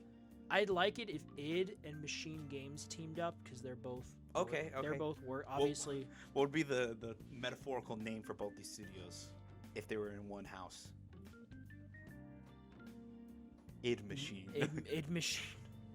Id Games. Id Games. Machine Games. Machine. Instead of machine, machine. Machine. Yeah. Mashid. Mashit. But yeah, no, just having, one of you playing as the Doom Slayer, one of you playing as BJ, and you're fighting together. Come on. Doing glory kills with someone else, that'd be so cool. Yeah. But yeah, that's my one idea based off of an existing video game IP. My other idea based off of an existing IP, not video game, but comic book, a Green Lantern RPG.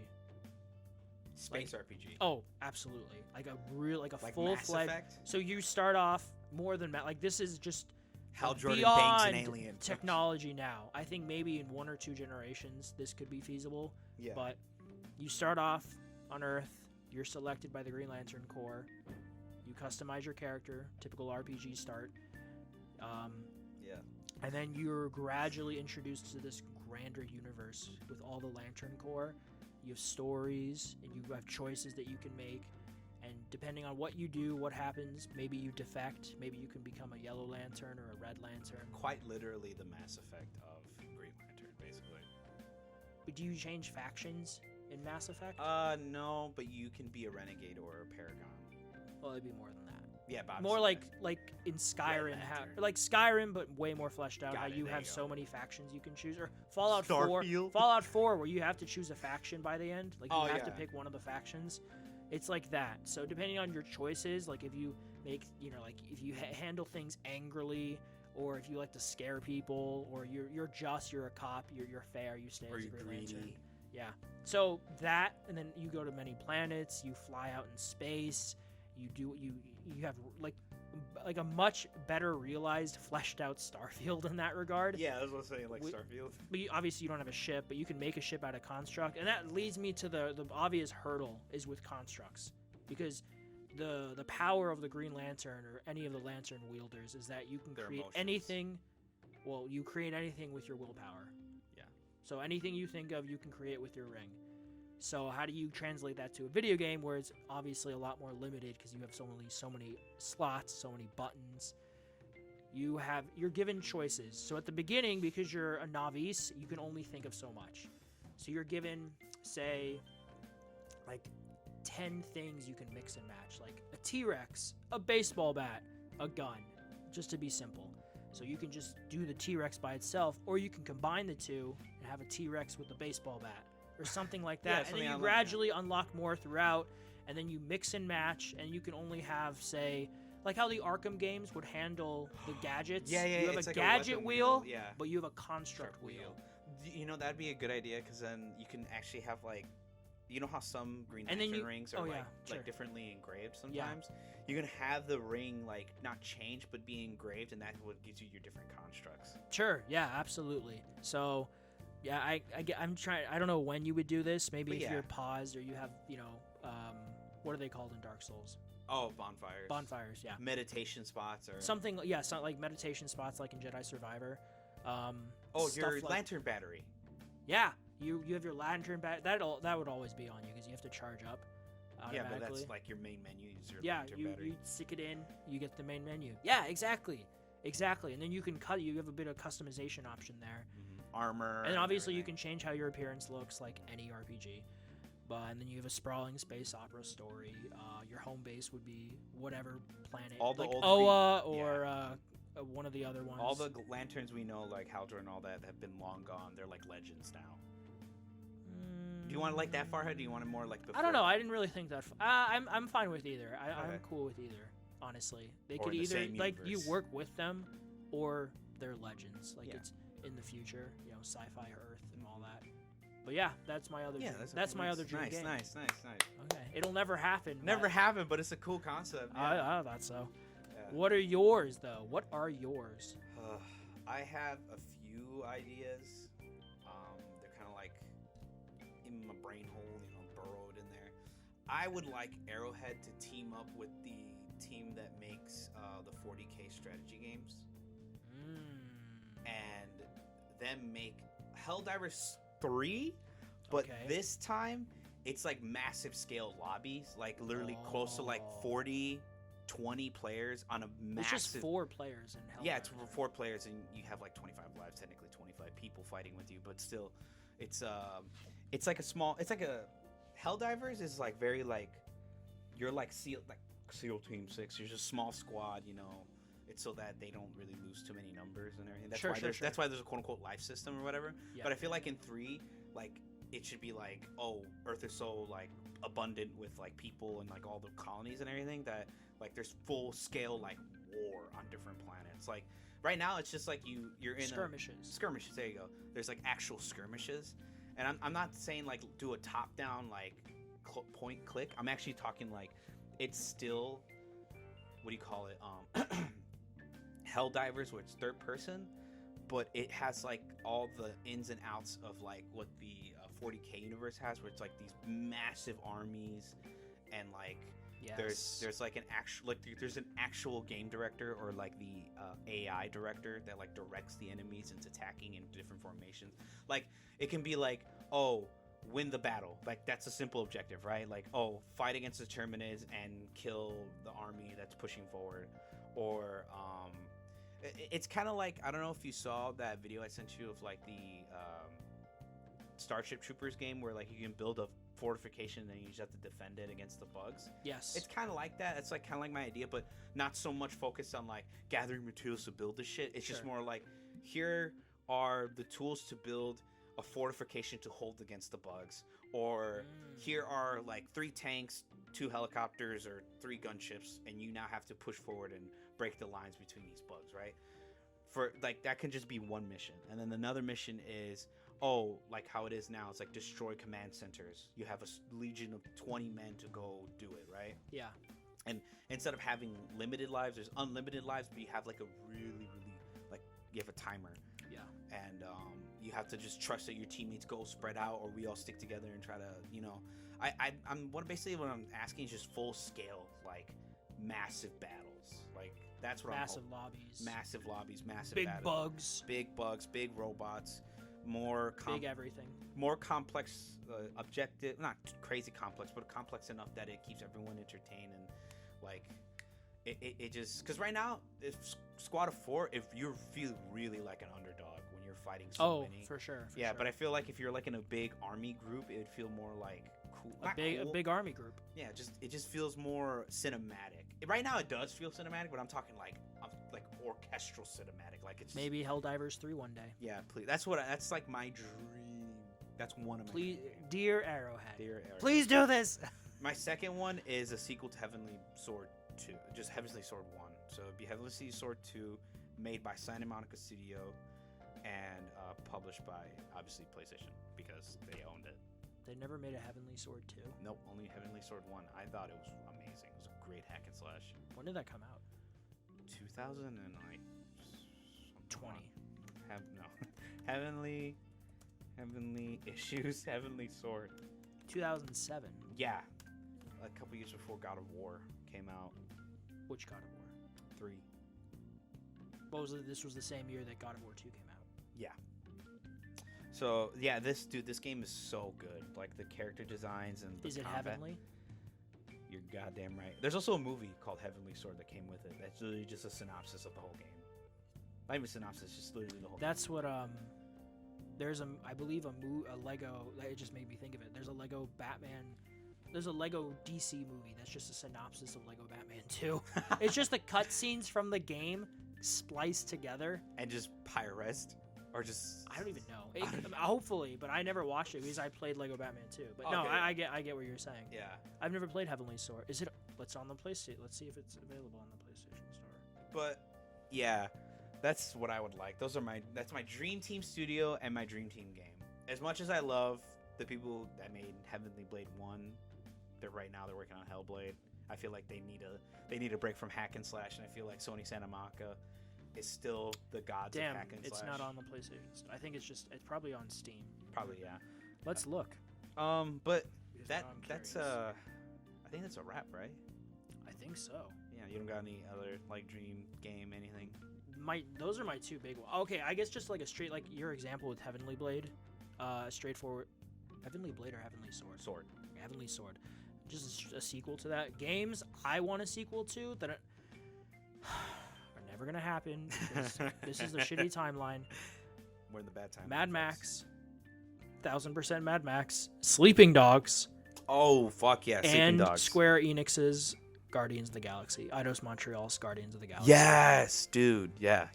Those are the 3 games I'd love. Because other things like Ghost, we know that's getting a sequel. You know? That's not something I have to wish for. We know we're getting a sequel to that. There's like we know we're getting a Spider-Man 3. We know we're getting another God of War.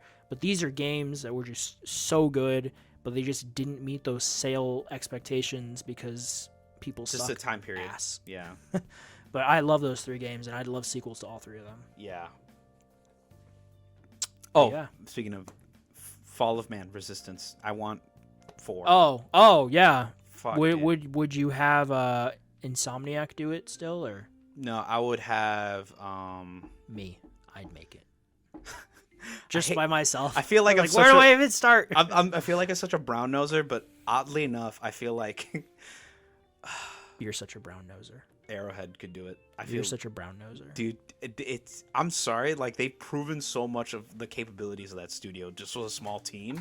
Yeah, they've got it. I think they could probably make. I saw a copy in the store the other day, and I'm like, I should buy it. I should. I. Fuck. Okay.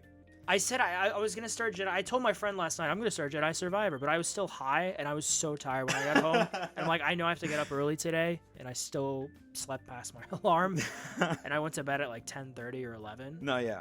And I was so tired, but I want to play Helldivers, of course, but I want to play Jedi Survivor. Oh, it's too much to play. It's too many games to play. Well, folks, not to hold you here any longer. We'll be here next year. We'll be here next year. Next year. 2025. We'll be here next week to record another episode, hopefully. Well, actually, I'll let you know if, like, what can we do, because I have a weird scheduling issue that weekend. But hopefully... Boo work. Boo. Hopefully, I'll be able to upload this video tomorrow morning before I go to work. Yeah, no rush. And I hope you guys enjoyed. This has been YFA. Has it? I didn't know that. Thank you. Bye. Thanks, guys. See you later.